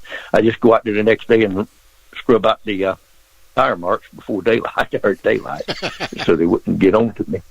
And but he said, no, man, I'm landing in Mena, Arkansas. And I said, he said, I can't get caught in Mena, Arkansas. I said, bull, anybody can get caught. He said, listen, I'm telling you, I cannot get caught in Mena, Arkansas. He said, but it's going to cost you $50,000. And I said, man, what do you mean? He said, listen, it's paid off all the way to the top. Amazing. So that's who you're talking. You know who the strong boy was out there at that time. But so it's paid off all the way to the top. Amazing. Said, well, you can't get caught in Nicaragua, and you can't get caught in Colombia, so I guess we're safe, aren't we? So he flew just as fast as I'd pay him. So he wanted that $1 million. And so he'd whine, Billy, I love Barry, but in a good way, he'd complain about it. I said, man, I got to wait till they pay me. And but he wouldn't fly until I paid him. So anyway, he bothered me a little bit about his $1 million. So I got a big box and put the $1 million in it. And I was in the store, and they said these Stay Free mini pads. So I got a box of them and put a big bow on it and put it in there with the money. He laughed so hard till the tears come down his face. He made a spot on the mantelpiece for that little Stay Free mini pads. I got to ask this detail. It's time to get paid. Barry Sills has done the job. What was the currency being used at that time? Were you paying each other in 20s? Were these all crisp $100 bills? What are we talking about? No, we didn't get any $100 bill much. The Colombians took all the hundreds. I got 50s and 20s. I didn't want any 10s. I told them I don't want any 10s. I got a few, but just 20s and 50s. Okay. And do you know about how to weigh in the money? No, sir. That one bill weighs exactly 1 gram, and you don't have to count it. Just separate it into piles and weigh it, and it's exactly right. Good grief. So you just stick this stuff on a scale. We're live with Roger Reaves, if you're just joining us. Roger, there was a movie that came out a few years ago called American Made. It's supposed to be the true story of Barry Sills, played by actor Tom Cruise. Have you had a chance to watch it yet? Yes, and I bought it and I threw it away, and I'm disgusted, and it was just about the worst thing you could imagine. There was not hardly a word of truth in there. Somebody sat in a rocking chair up in Beverly Hills and said, "Oh, I wonder what it'd be like," and read a little bit and just wrote some nonsense. Folks, Can you imagine landing with a nice airplane like that on a runway, and the people you're going to put $50 million worth of their cocaine in your plane, and they're going to take a gun out and rob you of your sunglasses? Can you just imagine what an idiot it had to be to think up something like that? Right. And then they're betting $100 bills or $10 bills. I bet he's going to crash on takeoff. The runway's not long enough. If you had $50 million worth of your cocaine in there, don't you think they'd build a runway as long as LAX if they needed it?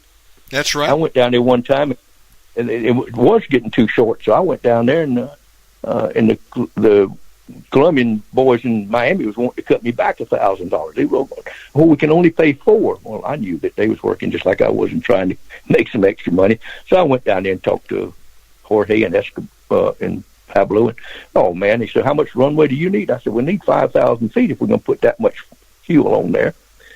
So next time I landed, man, it looked like you just couldn't believe it. That runway had been extended out through the jungle. I'd like to tell you how I landed. I didn't know where I was going most of the time. And I would go over a place called El Banco. And they had a little FM radio station. I don't remember if it was FM, AM, but they had a little radio station. I believe it was something like 720. And I'd dial in on that, and I'd come in at 10,000 feet. And then I'd look below me. There'd be some smaller plane, some plane there, circling. And then I'd get beside him, and we'd wiggle the wings. And I might follow him 100, 150 miles. And I'd come in, and he'd land in some jungle strip down in the Amazon somewhere, and I'd land right behind him. Maybe I'd spend the night, maybe not, whatever. And they'd fuel the plane up and wash the windshield and load it up with cocaine, and I'd be on my way. So I often didn't know where I was going or what kind of strip I'd be landing at. Are you there? Yes, sir. Sorry, I had myself muted. You feel better? There we go. I got it. I feel better. Roger, this is amazing. In the movie, they show Barry making so much money that he's having to find a place to hide it, and they show him digging holes in the yard. Is that true? Not at all. Of course, he's making so much money. I know that he made $50 million. Wow. But he was no idiot. Tom Cruise would have been the most unlikely fella. You remember Trump's first Secretary of State, Rex Tillerson? Yes, sir. Rex Tillerson, right. Yes. Rex Tillerson. Well, Barry Seal was a similar type man. He looked like that. He had that same kind of personality. He was serious, very nice man, educated, sparkling with intelligence, been CIA agent. He wasn't like a fool like they portrayed coming out of a whorehouse. That was just terrible. Just terrible. What does his fool wife think about such a thing like that? Right. It just was untrue. I heard Barry Seals say an ugly word. He didn't smoke a cigarette. He didn't have a drink. Never. So he was just a Southern gentleman that liked to fly airplanes, and he had more guts than a slaughterhouse. He's the only fella I ever seen that would just do it. Just no backup. Let's just go right now without thinking about it. He get in an airplane, a strange one. He just like 1 minute look it over, and he was ready to go. He was just professional. Yeah, I don't have anything. Even though he turned state's evidence, that he was left by the CIA holding the ball, and he went and testified before Congress. But he protected me. I was under his umbrella. All I had to do was testify with him. Now, I don't know if this is true or not, and you may not even have any knowledge of it, but I was just watching a documentary on Barry, and they were talking about his early days as a young man flying. I think he got his pilot's license and soloed after about 8 hours and was a pilot still in high school. They said that he was recruited to take weapons or something down into Cuba, and I guess that would have been the 60s era back when JFK was in, and he was involved in, I guess, trying to launch some attacks against Castro to destabilize the government down there. Did he ever share with you any of his work that he did flying into Cuba? No, he never did that. I didn't know that he got caught with it. I understand that he might have told me about flying a DC-6. Now, that's a 3-man airplane loaded with explosives of some sort to the Contras of Cuba. And I believe he landed in Mexico and was caught there on that. And I believe he mentioned something about that. I need to take about a 2-minute break. Let's take a break, and we're going to be back here with Roger after this break. Do you want me to keep you on the line or call you back in about 5 minutes? Just keep me on the line. I'll keep you on the line. It won't take that long. I need to drink a water bad. Yes. I had to empty some water pretty bad. That coffee got in. Folks, we're live with Roger Reaves.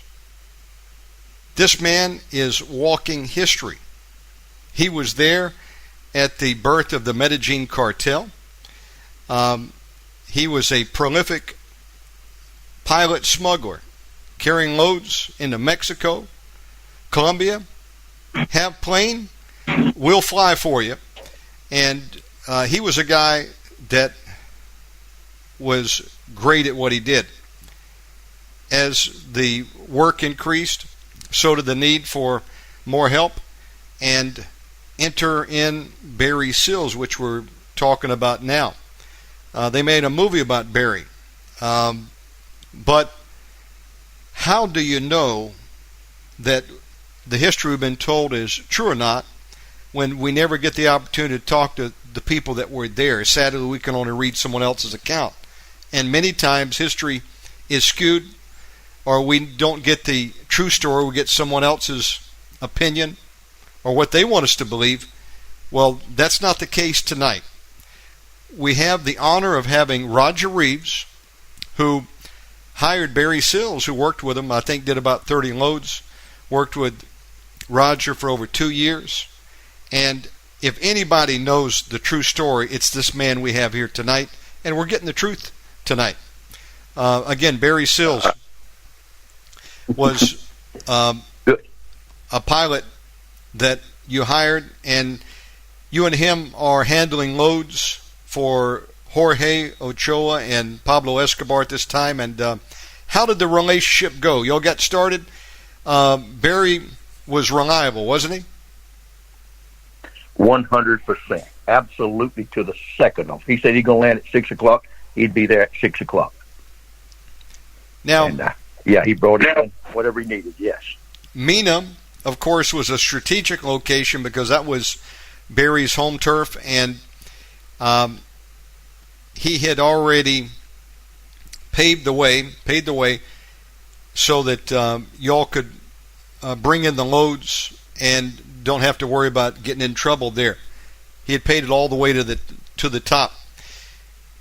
Now, from your understanding at the time, of course, local officials there would have to be knowing what's going on all the way to the top, but were you ever worried that the CIA or the DEA were looking over your shoulder and you might run into some problems with them at some point? Well, I knew that the DEA was watching me, but if you know something's watching, you can get away from it. You can go around a couple of different corners and just be through with it. They can't follow you if you know they're watching you. That's pretty simple to slip away from. And Barry just thought. I say he was the only thing I'd say bad about Barry. He was just arrogant. He just like, they can't catch me. They don't have enough sense to catch me. I mean, that was sort of his attitude, and they never did. So it's just somebody just left him out hanging holding the bag. Absolutely. Now, take us up on the timeline. You and Barry are working together. What year are we talking about? 81, 82. 81 and 82. Now, at this time, You've been flying into Mexico, Colombia, and how did you get over to Pakistan? What's Pakistan doing at that time? Are they in opium, heroin? What's hashish? That hashish.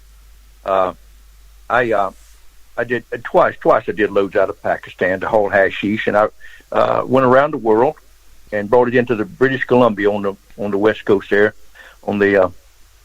and unloaded it there, and then took a float plane and flew it down to Lake Osset in Washington State and unloaded it. And that was quite a quite a job.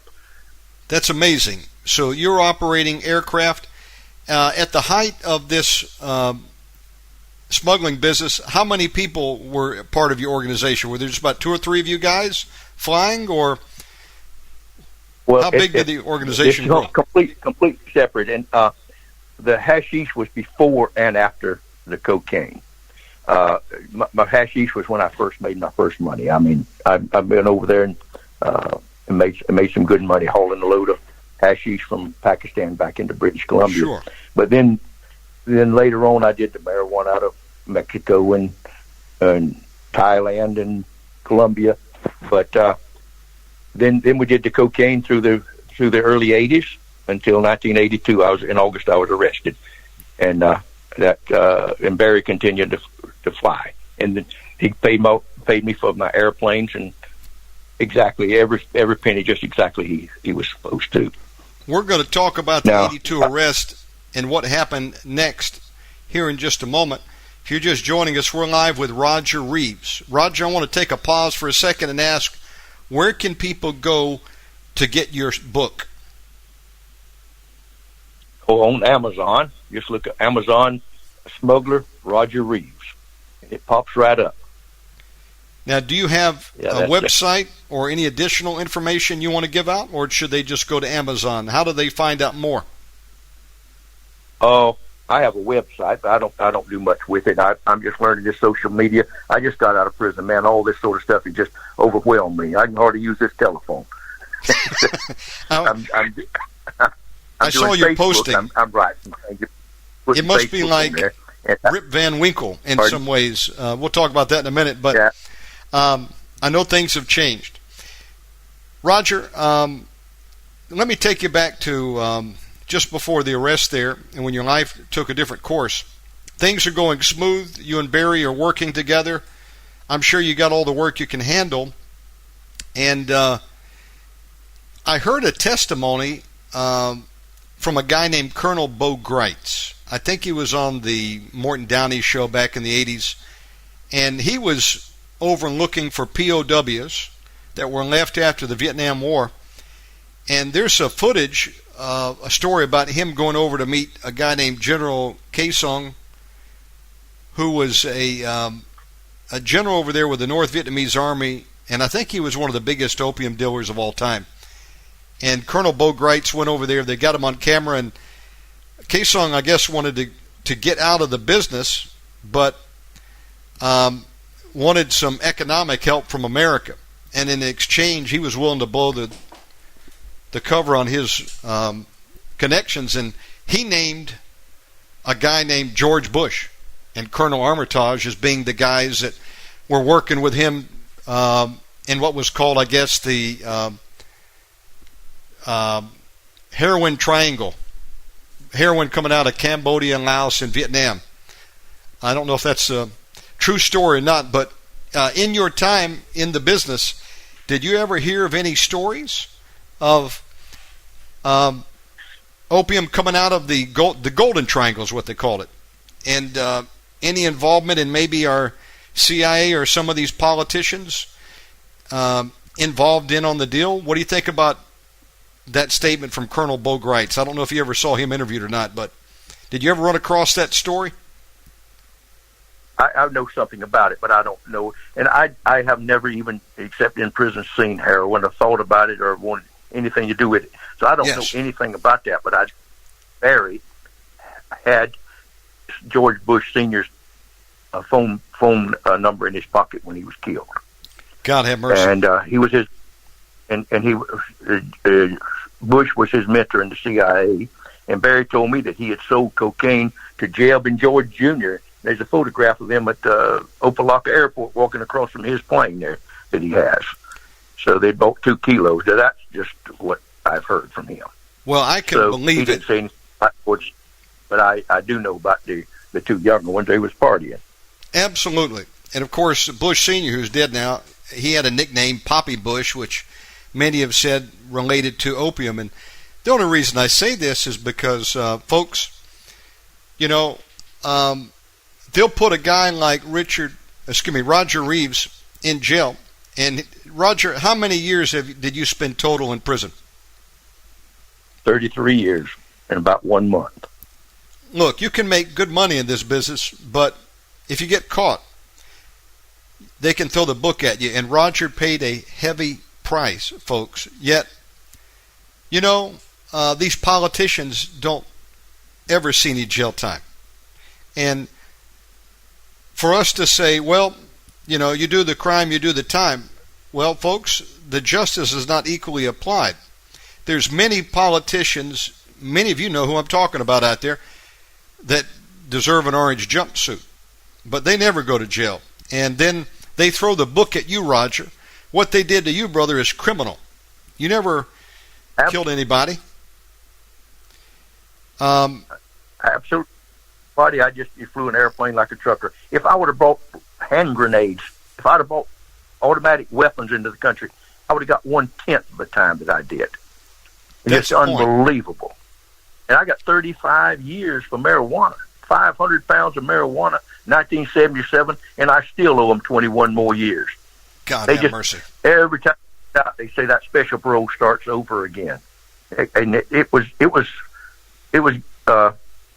Congress abolished that in 1976 up at 86, but they didn't make it retroactive. In several of the districts, courts have said, or regional, like the Ninth Circuit said it was draconian.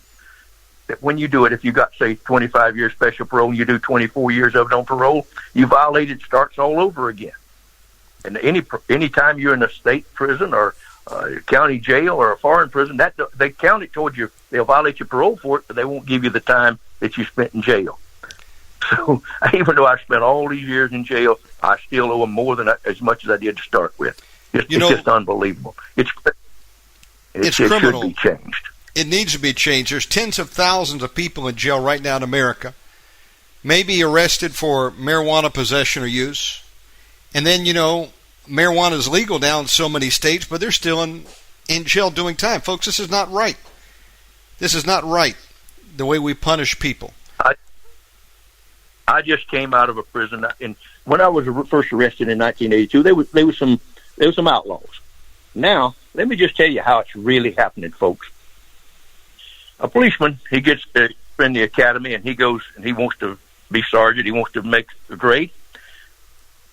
Well, if he gets 2 drug convictions in a year, and his mate gets 30 or 40, guess who makes captain? And guess what prosecutor, when he's on the hired for a prosecutor, if he gets all these convictions, guess who makes judge? So they're paid to try to manipulate any which way they can, from the bottom to the top. Absolutely. So these policemen, he goes on the bridge and gets a couple of bums, the mentally ill. They can hardly go, and one of them sells, the other one 2 or 3 grams of heroin, a smack or something. And he arrested both of them, so now he's got 2 convictions. So now they take him down before the judge, and the judge in Atlanta says, well, you need psychiatric evaluation. Well, they don't give him psychiatric evaluation in Georgia. They don't have any psychiatrists or psychologists in Georgia. They ship them all by Fed Air to California to give them psychiatric evaluation. So 1,800 of them go through Oklahoma City, transfer back and forth to have mental evaluation from one side of the country to the other. It's criminal. Whoever's making that money ought to be put in jail. And it's definitely got to be politicians that own Con Air. Something's wrong there, folks. I was just in that place, and I saw it over and over and over again. It's terrible what this government's doing. It's horrible what it's done to people. And then look at all the industry inside of prisons, all the slave labor and, Bob Hope group that sell all the products to the prisons. And, it's a money racket. Roger, what happened in 1982? Things are going great. You and Barry are doing plenty of business together. Things changed. What happened in 82? How did you get caught? Oh, I took a plane load of money down to Grand Cayman Island. I had a plane just after I hired 2 pilots. I laid on top of it, a big jet. Pulled in there and put the money in the bank, and I made a mistake. Usually when I'd have them fly me down, I would come back to New Orleans if I had a flight plan, and I had the light turned off at the back. I'd get off at the end of the taxiway, and I'd crawl across the fence and go to the parking lot and get my car. But this time, they wanted to stay down for a day or two or do something else or go somewhere. So I said, okay, I'll catch a jet home. But when I caught a jet home, there was a warrant waiting for me there in Miami, out in California, for possession of marijuana. Wow. $5 billion bail. Cash. Wow. Never to hear it. That's what happened to me. So anyhow, after it was all over, I got a 5-year sentence, 5 years probation for the taxes, and 25 years special parole. And I gave up all my property, cars, houses, boats, all that stuff. I really, whatever they asked for, I give it to them. So you might enjoy this. I spent 2 years in prison, and when I got out, I'd heard that Barry had turned and was working with the government. I'd heard it while I was in prison. I don't know, my wife maybe told me or something. So I hadn't been out long, and I saw Ronald Reagan, Blue Eyes, on television, said, we have absolute proof that the communist Sandinista government is in the cocaine running business. And my guts turned to ice water. I knew good and well that could only be Barry that crashed that airplane on that runway. He did it on purpose. Took 1,000 pictures. You can see it on Kings of Cocaine. The book is a good book, and it showed Pablo Escobar carrying bales of cocaine from the crash plane over to another. And Barry had cameras going inside and out. Click, click, click, click. He took over 1,000 photographs, went back in, and took the camera out. So that night he called and said, Roger, I'm coming out to Santa Barbara tonight. I'll be at this little French restaurant downtown. And I said, oh, boy. All right. So I got there at 9 o'clock, and he was leaned upside the wall on the other end. I looked. There was no children. There was no old people in the restaurant. There was all 30, 40-year-old people, leather jackets, leather skirts. I walked up to him, and he leaned back and, hey, Barry. I said, are you wired? He said, no, I'm not wired. I said, well, I'm not going to talk, friend. You just talk to me. So he started talking and told about his troubles there at Mina, and it indicted him in 3 states, and he was facing 3 life sentences. Wow. And he went to, got out on bail, and he went to, what had happened, the CIA had pulled back on him on that arms with that Oliver North thing hit the fan. They pulled it, they left him holding the bag. So he got in his jet, he got in his Lear and went to Washington and knocked on Edwin Meese's door. Said, listen, they're bringing tons of cocaine up here. I can help you. They didn't believe him. They kicked him out. So he went back the next day and said, listen, man, they are bringing tons of cocaine. I can do it. They hooked him up with a fellow, Jake Jacobson, DEA agent. And I think he'd been a crop duster down in Alabama. So he just cried. He said, Roger, I just couldn't do it. And the tears just went between. He put his hands up over his face, and the tears came down between his fingers. He said, I just couldn't do it. I just couldn't do it. He said, I've told him everything. He said, and you're under my umbrella. All you got to do is come to Miami tomorrow and testify before a grand jury, and you can have your license, you have your money, your passport. You can live anywhere in the world you want to live. You won't never be bothered again. And wow. I said, Barry, these people all DEA agents. He said, every one of them. I said, well, bring your head honcho over. And so this guy, Jake Jacobson, I liked him. He'd have been a friend of mine if we'd have been on the same side. But he sat down there and we talked to him, and we had a few drinks, and he said, you can come to Miami tomorrow, first class, bring your wife, or you can come down in chains. But he said, if you come down in chains, he said, you're never going to see your family again except in a federal prison visiting room, but I guarantee you'll get life. And I said, well, he said they had to testify before a grand jury. So I said, all right. So I got my wife and we went down to Miami and went to see a lawyer. And I said, Mr. Lawyer, I'm in a bad mess here. I got to tell something, do something to get out of this. And so he says, well, talking to the grand jury and testifying with the DEA is like being pregnant. You're either a snitch or you're not. You're either pregnant or you're not. I said, well, I'm no snitch. He said, well, that's what you're talking about, mister. He said, I don't represent snitches. Give me $600,000 and I'll represent you. Wow. Wow. I went to see another lawyer. He told me about the same thing, but he was kinder. So that night I saw Barry in the La Festival restaurant, my favorite restaurant in the world in Coral Gables, Florida. And him and his wife came in. My wife and I was about through eating. And so they had, and Barry knew I liked that place. So I went over and we had dessert together, and that was January the 26th in 86. And I just said, Barry, they're going to kill you. No, this and that and the other and stuff. And I said, Barry, there ain't no way they're not going to kill you. They're going to kill you, friend. And he didn't believe it. He stuck his head in the sand. So I hugged his neck good night that night. And then I took my family and fled to Brazil. And I was there in, I forget where I was, but I was down in Brazil, and I was calling, trying to get the $3.5 million that Ochoa owed me. And I talked to Mario, and he said, oh, he was just joyous. You're fat. All our problems are over. All our problems are over. I said, what? He said, they killed Barry last night. Wow. And I just hung the phone up. It just made me sick. I cried. I went back to the hotel and told Mario and Miriam, and we all cried. I mean, I was glad that they couldn't get me a life sentence for that cocaine, but I was still really sad that my friend Barry was dead. I really was. Let me back up a second. Roger, 1982, they arrested you. When you were in jail for those 2 years, did basically Barry take the contract and run with it, and he continued to fly for Pablo and Jorge That's at right. that time? What do you That's think correct. happened that he ended up having to turn evidence and work for the government and go down there with cameras? Well, we know what happened. He was. They knew exactly what he was doing. I mean, the DEA had enough evidence on him that they knew, but they couldn't catch him.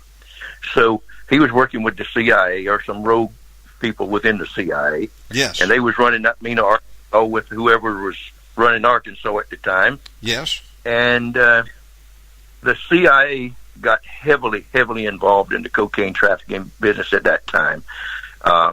They was the ones that developed crack. Crack wasn't known until one of their scientists developed it, and it became the most. Cocaine was almost benign at that time. Back then, it was known as a controlled substance, not as the most deadly cocaine. What do you call it? Narcotic. It wasn't. Right. It was a non-narcotic control. 90 seconds. Keep going. Disregard that. Yeah. All right. So it was a non-narcotic control substance. But when the CIA showed them how to put baking soda with it and cook it on the stove, it turned into about the most addictive substance ever known to man. And I understand they put it in every city in the poor section of the city across the United States in one night. And Wow. they were flying big planes out of with the cocaine at the same time. So you read the book by James Clavell called The Big White Lie, the CIA and the Crack Cocaine Epidemic. It's got a couple of pages in there about me. And he's telling just exactly what I was. He was a head CIA agent, and they tried to kill him, the CIA did, for blowing the whistle on him. Well, anyway, Barry was hauling guns from Mena, Arkansas, back to the Contras in Nicaragua, to the Oliver North and that group. Now, that just had to be a front. You can't haul enough guns in a little single-engine plane, a little twin-engine plane, to do any goods in a war. Right. That was just a front for them. No, you can't. They're just impossible. Hauling AK-47, what are they thinking? Who they think's crazy? And so they was flying those back down there, small amounts with the gun, and that gave them an excuse to bring all that cocaine back into the United States.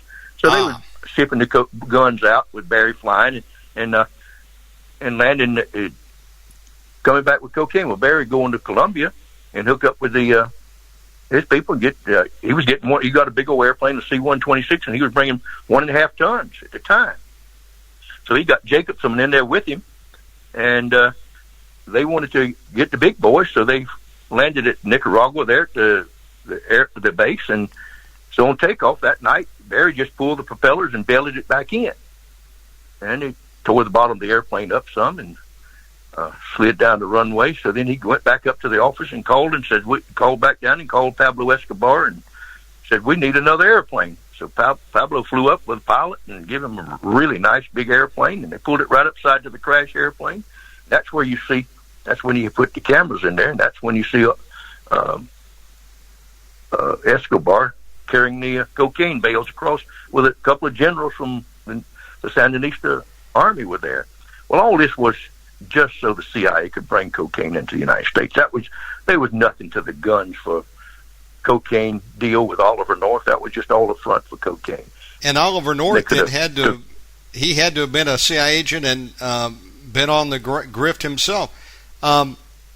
What, though, caused that to stop? Was it two different factions? You had the CIA running drugs, but then you had Department of Justice or one of these other groups that were trying to legitimately stop the drug trade, and they became aware of it, so they catch Barry, and he's caught in the middle.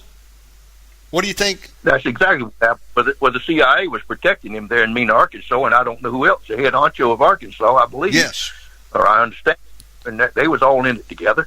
And now whenever all that blew up about the Oliver North and the cocaine and all that, well, the CIA, they were just some rogue agents within the CIA. It wasn't the whole CIA, that's for sure.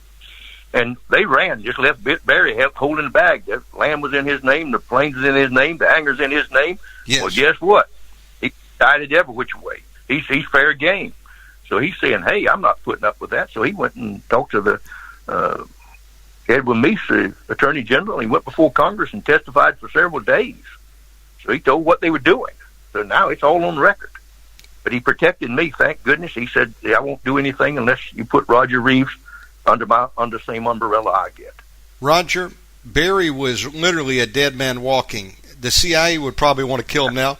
And then, of course, the cartel, because at that time, I think Jorge Ochoa, he was taking refuge in Spain, and he had been arrested, and they were going to try to get Barry to rat on him. Is that correct? That's correct. That's what they was after. And what it's looking like, we don't know what it was, but that's what they was after. They was after him bringing down the whole Medellin cartel.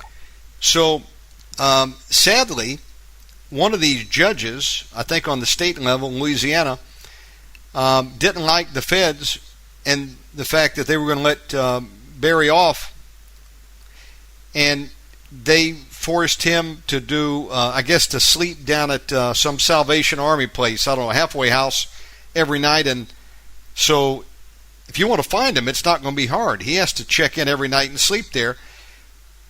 Who do you think actually whacked Barry? Do you think it was Jorge and Pablo sent the word down? Do you think it was Oliver North and the CIA? Does anybody know? What's your gut? I understand that it was the younger brother of the Ochoas that hired the hit. And yes. The reason that there was a man named Ronaldo that actually did the killing. On the first load that I did, remember for the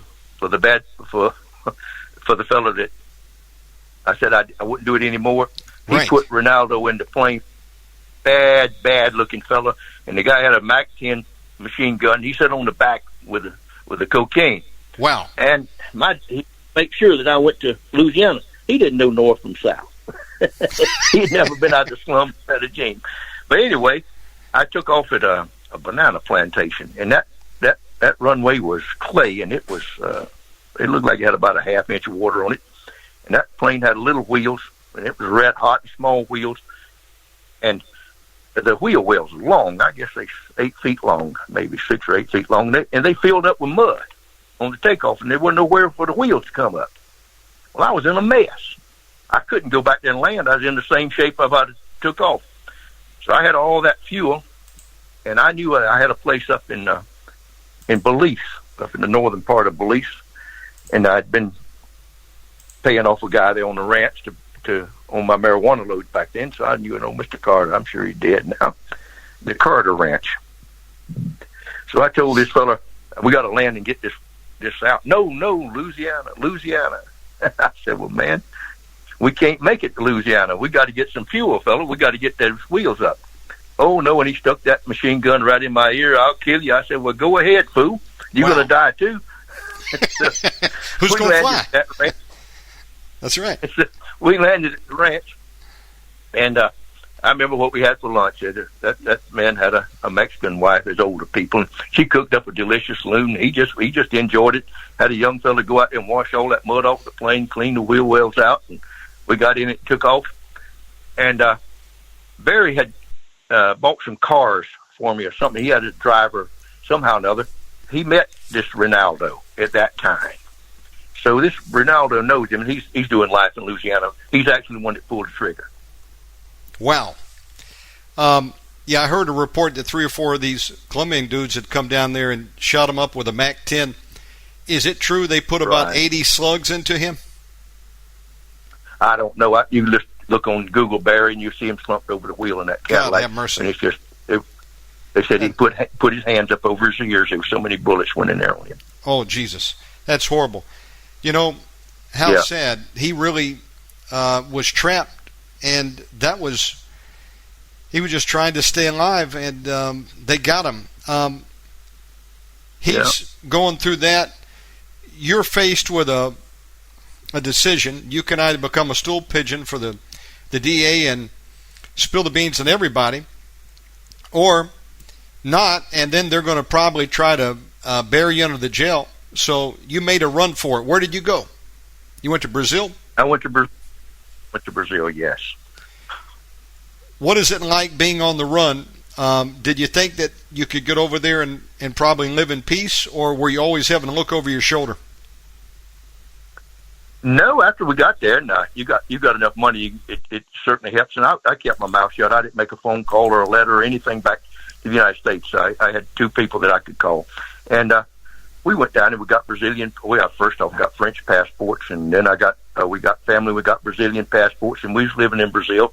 And I would have stayed down there. I was looking at growing soybeans out in the western part of Brazil, and I looked at I went out there to see about 30,000 hectares, about 70,000 acres, $6 an acre, really good land, and it wouldn't have took a lot to clear it. I took my wife out there to the big lake on it, and she just cried. She said, "If I die in this godforsaken country, please don't leave my bones here." So I said, "Oh, let's get out of here." So we took off and went down the trip through Argentina, and then we got a flight out to Holland. She's from Holland, so we went back to Holland and stayed for a while, and then we lived in Europe. That's when I met Howard Marks, and he was my downfall. So you actually took a hit and had to go to jail for 2 years, and then you took a detour, went down to South America, and continued working.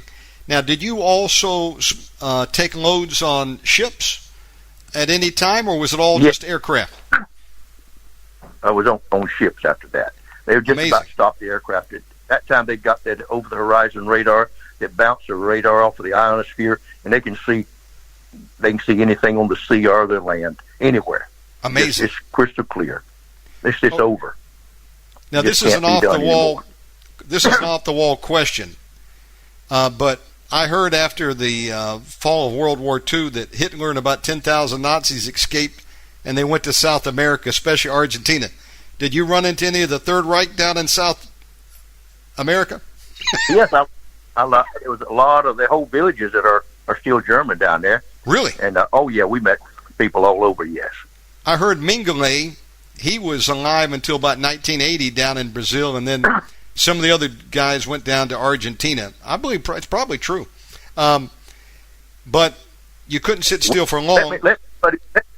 Let me butt in right there. Yes. We moved to an island called Guarujá down the hill from Sao Paulo, about an hour or so drive, and we rented a house there on a canal right close to the beach. It was a nice house. $600 a month in Brazil will get you something nice. Oh yeah. And we'd been in there a day or two, and here was the police and helicopters all over our house.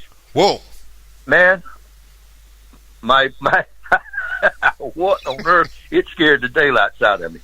What it was, that was when they found Ningel's bones. There were 2 doors up from me in the canal. No they way. Were taking him out and getting all it. That was, yes. So that was there 1986. They found his bones, and they were dredging them all up, and that's what it was. Holy cow! This was in Brazil. Yes. You know what? On the island of Guadalupe. Go ahead. The island of what? That was the island of Guadalajara, where they found his bones and the dental records. Somebody, I don't know why he was in that canal. Did somebody kill him or put him in there? I don't know what. I don't even remember now. After this, nearly 40 years ago. That's amazing. But yeah, amazing. That was exactly what I lived. Me and him went to the same place. Can you imagine? The canal, and I did. That dude was in Brazil.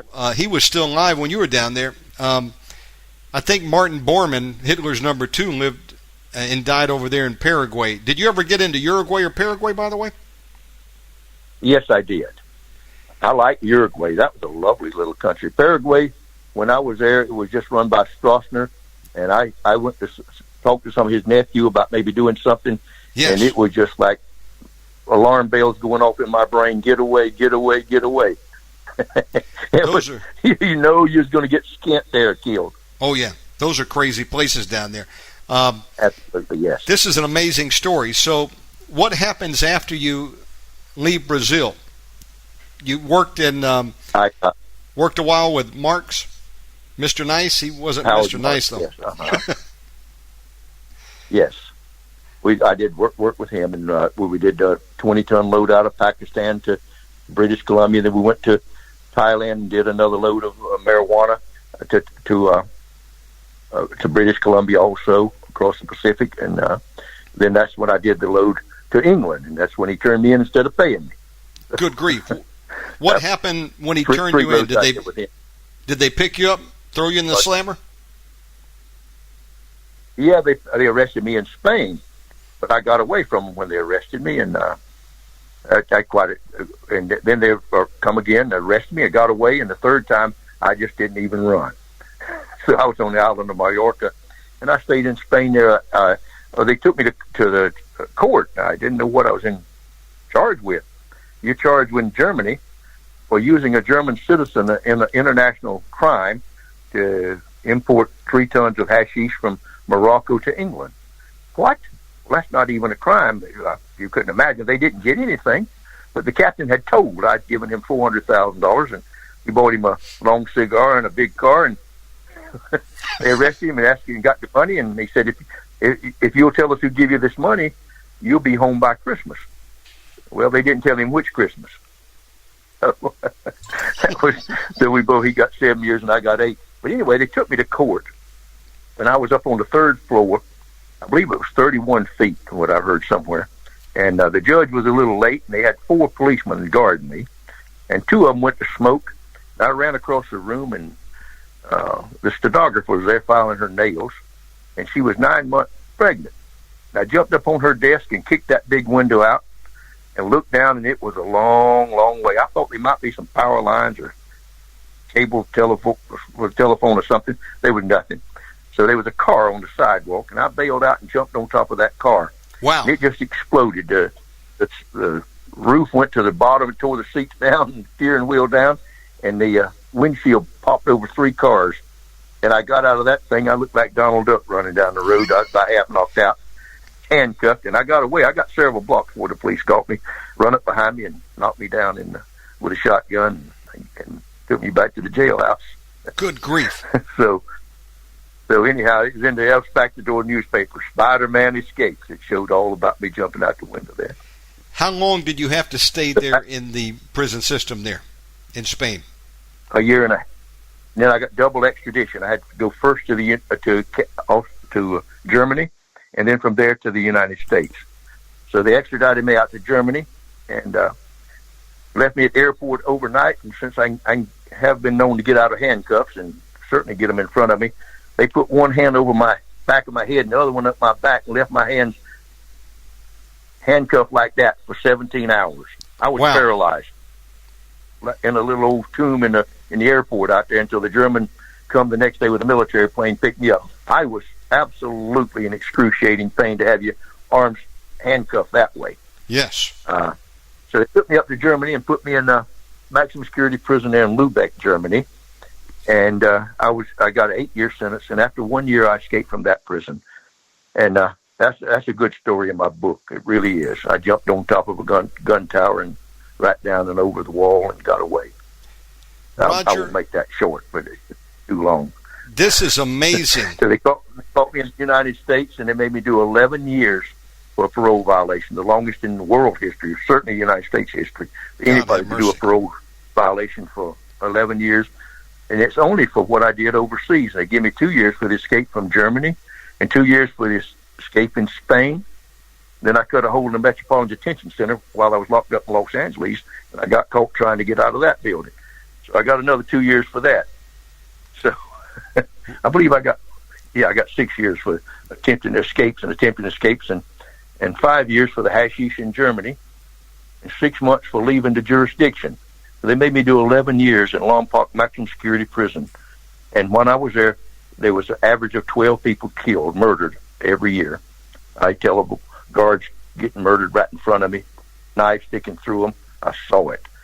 And, it was a bad place, Lompoc Penitentiary was. God have mercy. We're live with Roger Reaves. He lived to tell the tale. He's been on one wild ride after the next, folks. We'll take a mini-series really to tell the whole story. We're only hitting major parts here. I want you all to get the book tonight, and we'll tell you how and again in a minute. Roger, you're in Lompoc. You served a long time there. You get out. What's next that happens? All my paperwork is stamped, use maximum restraints, handcuffed double on each one of the pages of my stuff. They took me to the Los Angeles airport, and 6 U.S. Marshals, 2 in front, 1 on each side, and 2 behind with shotguns, chained me up with double handcuffs, double leg irons.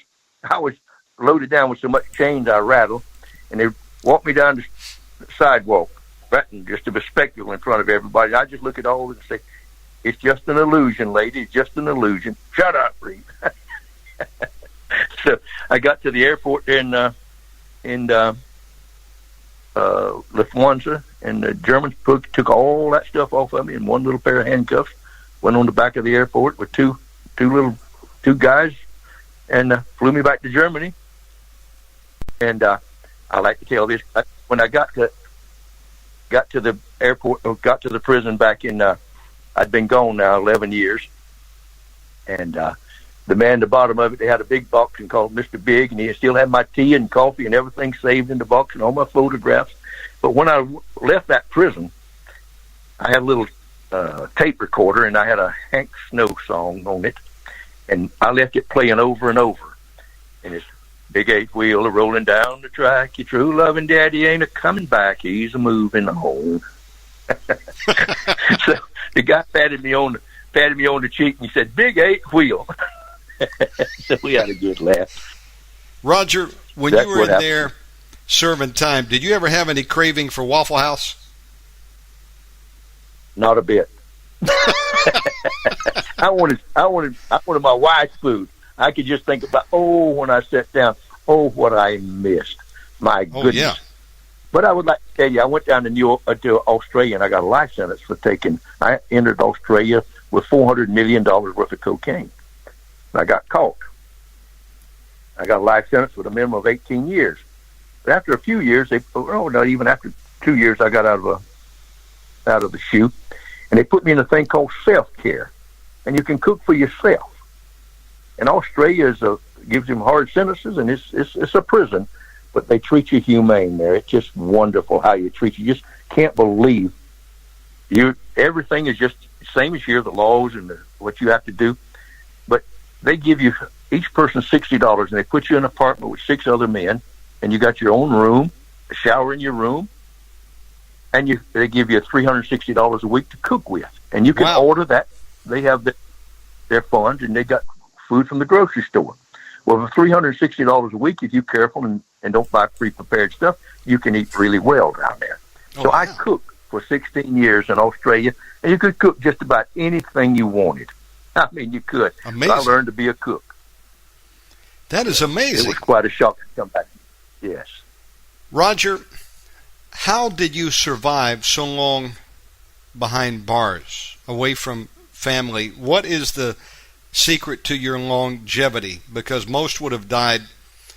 I would have given up hope myself. How did you survive? Well, one thing, it's good to be a Christian. I can just tell you that, to believe that you're going to have this world is not my home. I'm just a passer through. And the saddest part was to leave my wife and children so long. That was just terrible to me. But I got to talk to them 20 minutes a day from Australia for the last 19 years. I got a phone call every day. And once a week I had a 30-minute Skype. And my wife and I wrote back letters back and forth. We have, I guess, certainly more than 1,000 letters that we wrote. And she supported me through all that. And I just say the support of and the love of one person, just one, that'll lift you out of your darkest despair. If you know somebody's loving you and thinking of you, rooting for you and doing everything she can to help you get home, then that really helps too. And the other thing I did is I ran. And I said, that running will help you suffer fools. Then I like to play chess. So just about every day of my life, I played 1 or 2 games of chess. All those years in prison, and that's hard to do when you're outside, to find somebody that would like to sit down and play you a game of chess. So there was many tales to tell, and I wrote letters, and I wrote a book, and I wrote stories. So I kept myself busy, and now, exercising and that sort of. Yes. In prison, tell me about how you came to know Jesus Christ. Were you raised in the church as a young boy in Georgia? Did you have a grandmother who was praying for you? How did you find Jesus? Well, I was born into it, really and truly. I remember just in my little short pants and my shoes laying on the church pew, and I called it protracted and beaten, and the preacher was preaching, and I'd go to sleep with the preacher preaching, and those revival meetings, go to church. I went to Sunday school, I guess, at 5 years. Got to Penn Methodist Church there in South Georgia. My grandma, I slept in the bed with her till I was 14 years old. She died. And she'd get on our knees, and she'd pray around the world. She'd pray for the boys on the frozen battlefields of Korea. And, I knew the Lord and learned to pray at an early age. And I've had some most extraordinary experiences with the Lord in my life. I'd like to just tell you one of them, real short one. I was a boy. We were poor. And my mother hoed and dug and whatever with cotton, tobacco, whatever we was hoeing. And about 11:30, we'd come in. It'd be hot. Sometimes you'd have to make a hoe that sand out of the way before you could put your foot down. It'd be so hot. And she'd cook up a meal and put the fire in the stove, and after dinner, everybody knocked off for a few hours. It was so hot, and we'd go back over there maybe at 3 o'clock. Well, I'd get my little pole and run down to the creek. I'd go out to the road and go downhill and cross a bridge.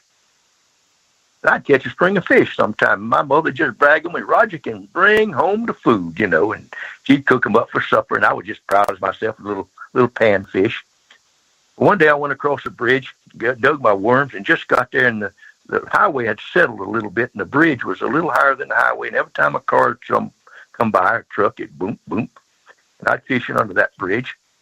Well, I just throw my hook out there in my line, and I got scared.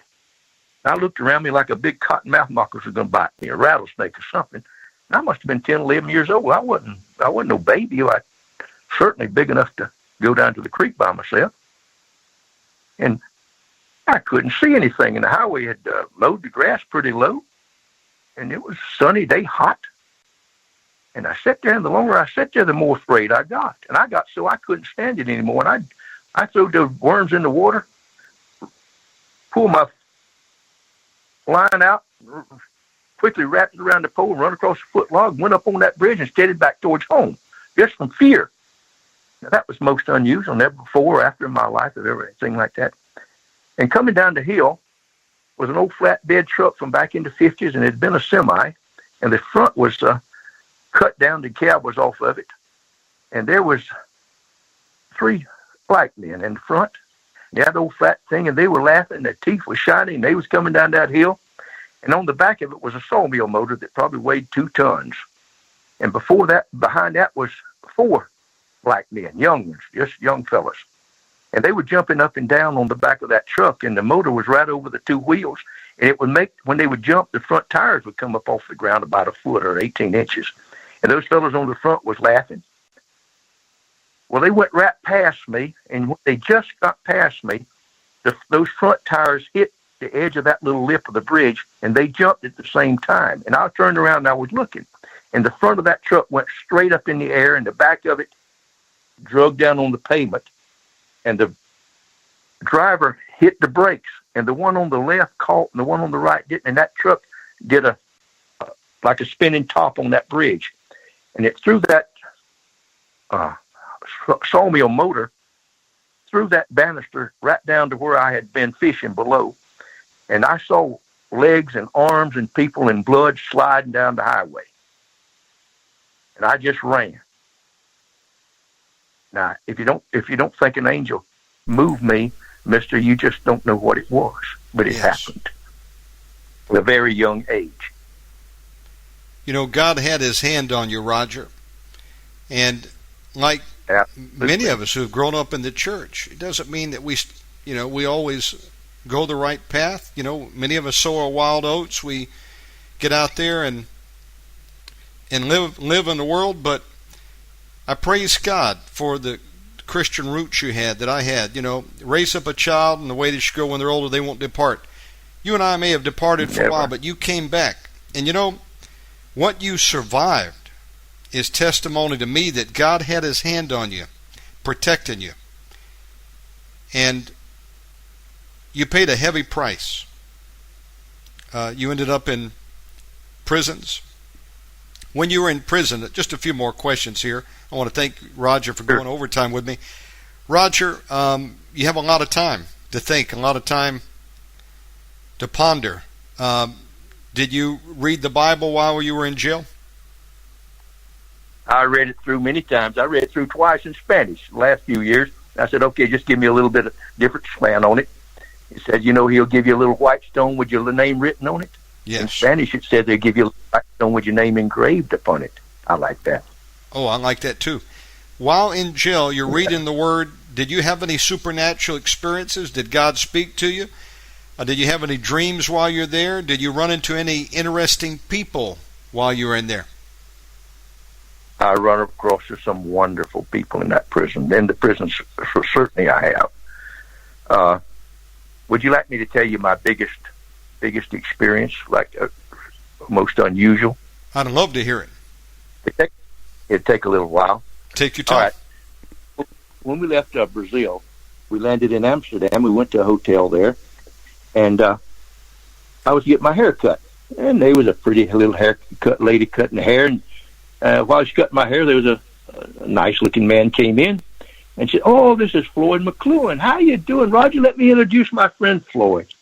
So he shook hands with me and sat down. I said, "What do you do in Amsterdam?" He said, "Oh, I'm a missionary." And I thought, a missionary in Amsterdam, man. He said, "Yes, I'm a missionary to the drug addicts and the prostitutes." And I thought, wow. Anyway, afterwards, our haircut, we went into the coffee shop and had a cup of coffee, and I got talking to him, and he was a man of God. I said, all right, I could feel his had a little different change about it. So I introduced him to dinner, and so my wife and I took him to the Black Sheep restaurant, and there was so much. There was just a charisma there that I wanted even to tell him about myself, but I knew better. I was on the 10 most wanted list of the DEA all over the world. So I went on to Spain, and I got arrested in Spain. And after I escaped at the one prison and out of the courtroom, they sent me to the big prison in Alcalá de Henares out of Madrid. It was a modern, maximum of maximum with a moat and all kind of electronic things all over it. And I was in a long cell, maybe 15 feet deep, and I was laying there by myself. And I received 2 books in the year and a half that I asked my wife to send me a Schofield reference Bible. I don't know if you know about those. Oh, yes. Before computers go out, that's all over. And I wanted one. So they knocked on the door in the afternoon, bang, bang, bang, and you had to walk to the back of the room, turn your pockets wrong side out and hold your head down and your hands forward. And they opened the door, 2 men with long truncheons. And Senor Reaves, we have a book here for you. And they put it on the floor and they go back out. And there was a Schofield Bible. And my wife had sent it from Holland, but when I opened it up, it had the little emblem like a C. It's Claxton Publishing Company, Claxton, Georgia. And I said, well, how about that? Here's a Bible my wife sent from Holland to Spain from Claxton, Georgia. Now, that's interesting, right close to home. So I was proud of my Bible, and I was reading it. And a couple hours later, bang, bang, bang, a knock on the door. And we have another book for you. Okay, back to the room and head down, pockets turned wrong side out. They laid the book on. It's a little book. And I opened it up, and it's the Father Heart of God. And I opened it up, and there was a half yellow page turned off, and it says, Roger, your family sure loves you. Ain't God great? Jerry Pope. I said, what the world Jerry's sending me this little book for? The Father Heart of God. It had a baby in a big father's hand. And I looked at it, and I said, what the world? But I opened it up, and it's the same C with Claxton Publishing Company, Claxton, Georgia. It come from down in Douglas, Georgia. I said, now, I believe the Lord's in this. So I looked and turned it over, and there's a missionary from Holland on the back of it. He had written a book. And he tells about how he was over in Afghanistan. He helped the hippies that was looking at the old man on the mountain. He helped them get home. And then the Lord called him, and he went back to Holland, and he was instrumental in beginning with Youth with a Mission. 3,000 young people go out a year to evangelize the world, and they think before the coming of Christ that they will be the evangelist. And they had made a place called Heatherville up in the north of Holland. So I read that, and I remembered it. And the years rocked on, and I was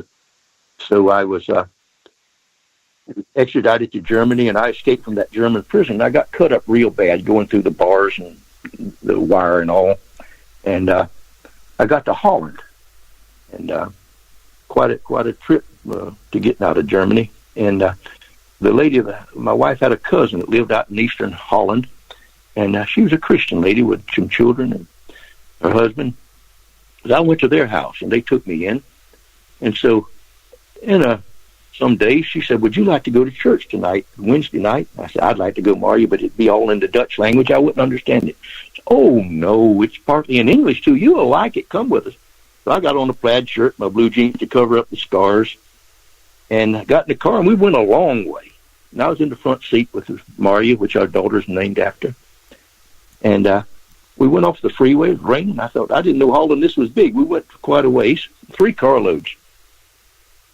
And we got on a little dirt road of gravel and went over a little wooden bridge, and I looked out there, and there was heather everywhere and pine trees, and I said, Maria, is this place called Heatherville? And her hand came to her mouth, and her foot came off the accelerator, and she said, what are you talking about? You've never been to Holland before. This place don't even hardly have a name. How do you know where we are? And I joked. I said, oh, I'm a big friend of Floyd McLuhan. You know him? I said, yes, I know him. He's a good. Oh, he's a famous man in Holland. And I said, really? She said, oh, yes. And so I told her, she said, the Lord is in this, Roger. So I may cry when I tell this story. So we went in. I'll get myself together here in a minute. And sit on the back seat. They just pull out chairs. There's a big building out there in the woods. And I guess there was 300 or 400 people in there. And the old rugged cross went up. They sung it in one verse in Dutch, and then, boy, it was really ringing out. And there was a gal at the piano, and then the next verse would be in English. And after a little while, I felt the spirit of worship come over me, and I was happy to be in there. And then the gal that was playing the piano, she got up. She said, now's the time for prophecy. If anybody's in here that has a prophecy from the Holy Spirit, let them share it with us. Oh, and let me back up. While I was reading in the German prison and the other prisons, when I come to the 3rd chapter of the book of John, and Nicodemus goes to the Lord at night, and he says, what must I do to be saved? Or what must I do to gain eternal life? And he calls him. So when Jesus tells him, you must be born again. And you know the story, how the wind blows, and you can't see the Spirit, but it comes. And I just always wondered, if I was to die tonight, am I born again? Would I go to heaven? I just didn't know. I was like, goodness gracious, don't do everything I want to do. But So back now to the Holland in the big place, and it got really quiet. I could feel my heart beating. And I thought, well, somebody better say something. You know how you'd think of something along like that. I wasn't very much in any conviction. And way across the building, a large woman got up, gun on her head, a Bible flapped across her hand, and she read in Dutch, and the Lord gesagte Nicodemus, you must be born again, and the wind bloweth, blah, blah, blah, blah. I understood every word perfectly still, clear. It came to me, and it felt like at that time that a chain binder went around my chest, and I couldn't breathe. I couldn't even catch my breath. My chest was so tight. I felt something like like my goozled flesh turn inside of me. That was so hard for me. And she sat down. And I was so under conviction, I could hardly breathe. And I knew she had wrote that was for me.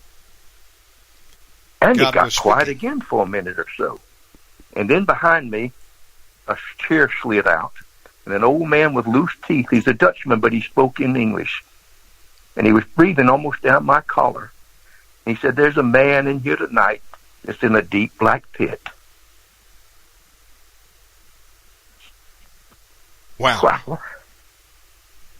And I'll be able to talk in a minute. We're live with Roger Reaves. Roger, the Holy Spirit was speaking directly to you, and you were in the valley of decision. The enemy did not want to let go of you, but the Holy Spirit was beckoning you. What happened next? And the old man breathed down my back, and he said, there's a man in here in a deep black pit. And the Holy Spirit has a message for you, sir. He wants to tell you that you are born again, that you're further along where you walk with the Lord than you ever realize. And he tells me to tell you that the Spirit that lives in you is much stronger than the Spirit that lives in the world. Will you stand up, sir, so we can pray for you? Of course, I stood up.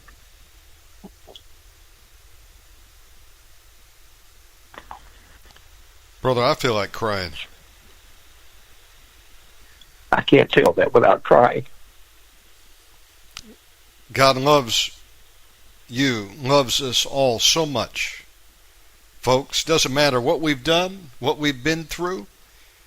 There's not anything too hard for God to forgive or to fix. And brother, you've been running from the Lord for a long time. And I talk to him every day.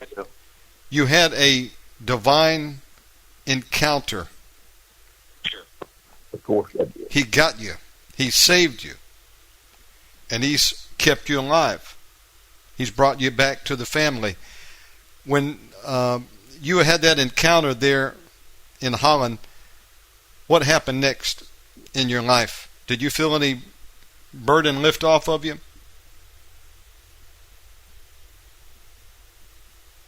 Yes, I suppose so. I suppose so. I was still under so much stress of being wanted both in the United States and in Europe. Oh, yes. My picture was post office. Yeah.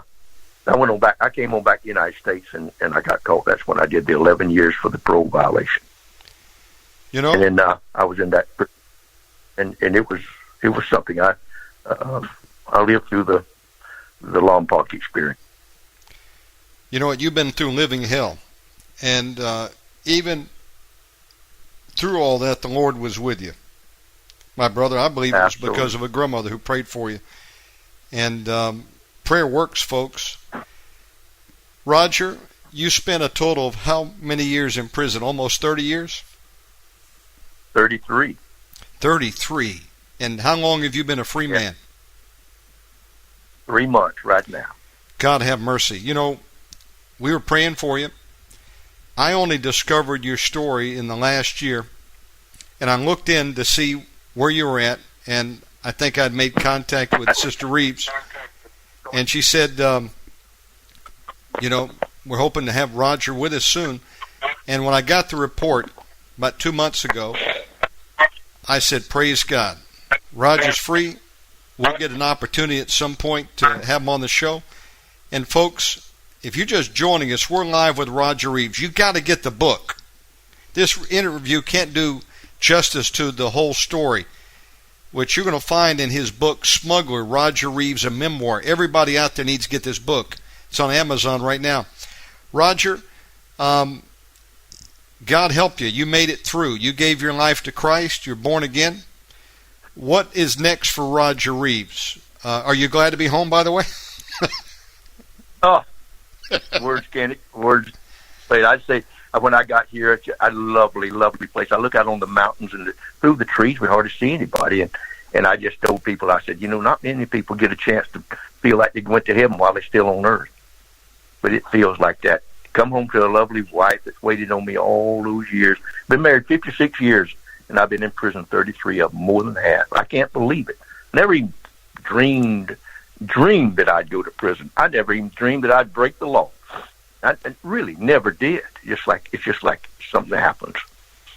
Time flies. And yes. But I praise God that time didn't run out on you, didn't run out on me, and you're a free man. I'm rejoicing with you. Do you have any children? Yes, I do. I certainly do. I have 4 children.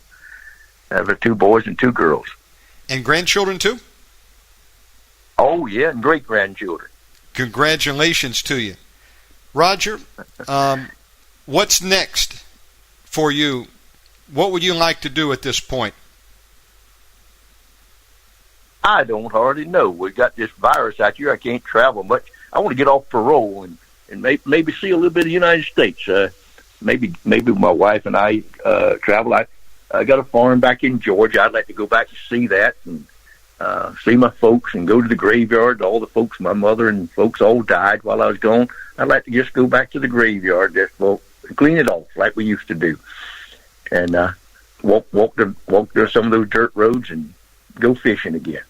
Brother, you're going to get to do that and more. Do you think you'll ever fly again? Would you like to fly? Yeah, I'd be nothing to fly. It's like a bicycle. I might be wobbly for the first minute, but I'll be all right after that. Yes, in fact, a friend of mine came by the other day and said, I'm going to take you up my jet. And I said, well, I can only go in a small district here, so don't get out of it. And we didn't even cover this. We'll have to do it another time, but your story of Alaska. And is it true that you even flew over Antarctica or the Arctic Circle at one point? No, we went up to the Arctic Ocean. Oh, the Arctic Ocean. Didn't go to it. Okay. Yeah, we went up to the top of it. Nuvik, my wife's brother lives up there. So we went right up to the top of Canada. Okay. At some point, I'm going to introduce you to a good friend of mine. His name is Dwayne King. He was a bush pilot in Alaska, and now he's in his late 70s, early 80s. But he runs a Last Frontier Ranch, and they train missionary pilots and send them around the world into Russia. Right. Folks, what an awesome opportunity to be here tonight with Roger. I want to thank you, Roger, for going nearly 3 hours. I was merciful on you. We could have went 5. Got to ask you a question. I know things have changed since you've seen freedom. What's the biggest thing that has changed to you that you see? I went to a really nice restaurant here. It was her birthday on the 28th, and we went in, and I went to the bathroom, and they didn't have one. It was unisex. It had a man and the pictures, and so I went to the urinal, and there was a woman on both sides. I mean, that was the biggest thing. You know what? I'm never going to get used to that. That's nuts, and we can thank Obama for that one. Good grief. That's crazy. Somebody said, what happened? I said, I couldn't pee. Well, I'm going to tell you, if this quarantine keeps up for much longer, I'm going to be angry too. I mean, come on. This is nuts. This is absolutely insane. You want to be politically correct? My goodness gracious. This has gone crazy. Roger, we've never had a situation in the world where they put people on quarantine for the blasted flu. And I'm not saying it's not real, but we never did that for any other thing that's ever hit this world. Definitely it's political. And you know what? I'm going to just tell you straight up, one Christian to another, I think we're living in the last days. We may be ready to see the mark of the beast soon. This may be part of putting us all under an antichrist globalist government at some point. What do you think? Well, we know good well we're in the last days, and no doubt about that. Yes, sir. Now, and I just see you can't get coins. You can only get so many of them. This and other shortage of money. That's right. Just signs. Just signs. I have visions. I don't care if anybody believes it or not, but I've had 6 or 7 visions. What do you see? And I saw one of the first vision I ever had was a Christ coming back to earth. It was just beautiful beyond description. And that was many, many years ago. But most of my visions have all come true. They usually come true within 2 or 3 weeks or a few days. Crystal Roger, clear. Truly, what does it profit a man to gain the whole world and lose his soul? Now, I know there's a lot of people, whether it be Hollywood or sports, it's all about the money. Making the millions, having the cars, the houses, the women, everything like that. But truly, like one guy said, you can't take a U-Haul behind your hearse. And what do you say to people tuning in there tonight that do not know Jesus Christ as Lord and Savior? Well, they're just missing out on a bountiful gift. It's just a gift, and it's a present, and it helps you to enjoy your life and love your fellow man a whole lot more. It just does something to you. It's magic. In other words, we could have everything, but we can die and not know Jesus. What did it profit us? And so, folks, time is running out for us all. And the only thing that's going to matter when the spirit leaves the body is our name written in the Lamb's Book of Life. Now, you've heard tonight some of the testimony of a man who had first-hand experience with some of the figures that you hear about on movies and documentaries. He knew them. Some idolize these people. And, in this line of business, you make a lot of money. But also, Roger, what would you have to say to some of the younger crowd out there who, they're all about the money. They want to get paid. Maybe they're thinking about leading a life of crime. Is it worth it? Well, as you see, the dollar is the king of this world. It's the idol. Now, it's just a worship that people do. And I've been very much guilty of it. But I've had millions and millions and millions of dollars and everything you could imagine. And it doesn't make you happy. I can promise you that. I guarantee you. It makes life a little more fun. You go to a nicer restaurant, better clothes, but all that sort of stuff, and I tell you, the price is just not worth it. Get you an education. Absolutely. And get you a job. It's a steady, quiet, plodding one winning this lifelong race. I didn't ask you this question, probably my last question I'll ask tonight, because I know we're getting late on time, but when you were in jail, did you learn about the death of Pablo Escobar while you were in there? He died a horrible death, I heard. I really think he shot himself. You look at the gunshot wound on his head. He knew they was going to kill him. They was all over him up on that roof. And his brother said he shot him. He showed the little white burn around. He put the gun up to his head and blew his brains out. Yeah. He was an evil person. He killed that many people, blew up an airliner. I'm sorry. I repent that I ever shook his hand or ever met him. Well, you had no idea that he would do that. And money. Pardon? You had no idea that would be the way he'd go out. No. No. But nonetheless, the guy made billions and he died. He didn't take it with him. Folks, smartest thing any of us can do while we still have time is make a decision. Give our lives to Jesus. You can't take anything else with you, folks. And we're all running out of time. I want to ask you one more trivia question, bonus question here. There was recently a documentary series called Hunting Pablo Escobar's Millions. And there's a film crew that was given permission by the Colombian government to fly around for a period of about 3 months and try to find any of Pablo's money. They say he buried millions, and there's probably still millions buried in barrels all over Colombia. What's your take on that? I'm sure he lost some money. Let me just tell you, I mean, I was small compared to what he was. But back in 1982, when I had the two different pilots bringing in the stuff, this is what was they bringing in? About $2.5 million a piece, about $5 million a week that was coming into me. And I would meet the girl Marta. Griseldo killed her, and her little boy corroded him and put him in a canal. But she was the one, Marta Ochoa, lovely, lovely lady. She'd meet me at the Rusty Pelican on Wednesday night, and she'd go over the figures. And I says, so one night, this is telling about losing money. I said, you owe me $7.5 million. No, Roger, we owe you $7 million. I said, you do not. I got to know how many loads we did that, and we sat there and argued about that in a friendly sort of way, but about $500,000. And she said, oh, no.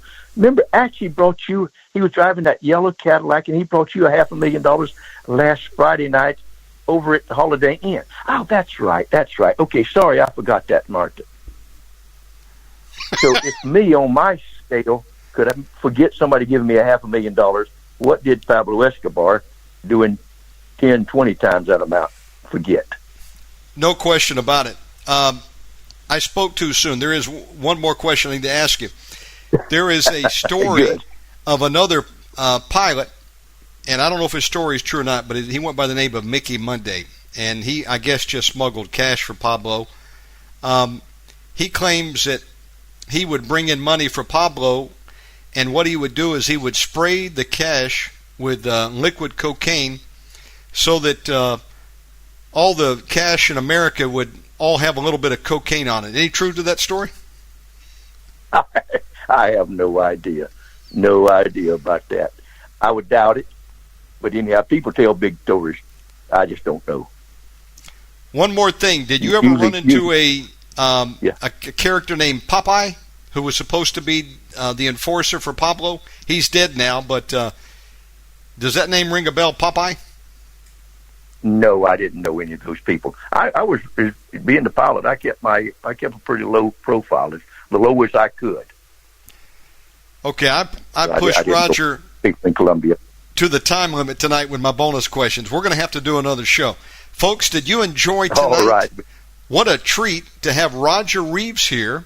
Now, Roger, again, they can get the book and learn much more than we had time for tonight. Where does a person go to order your book? How do they do that?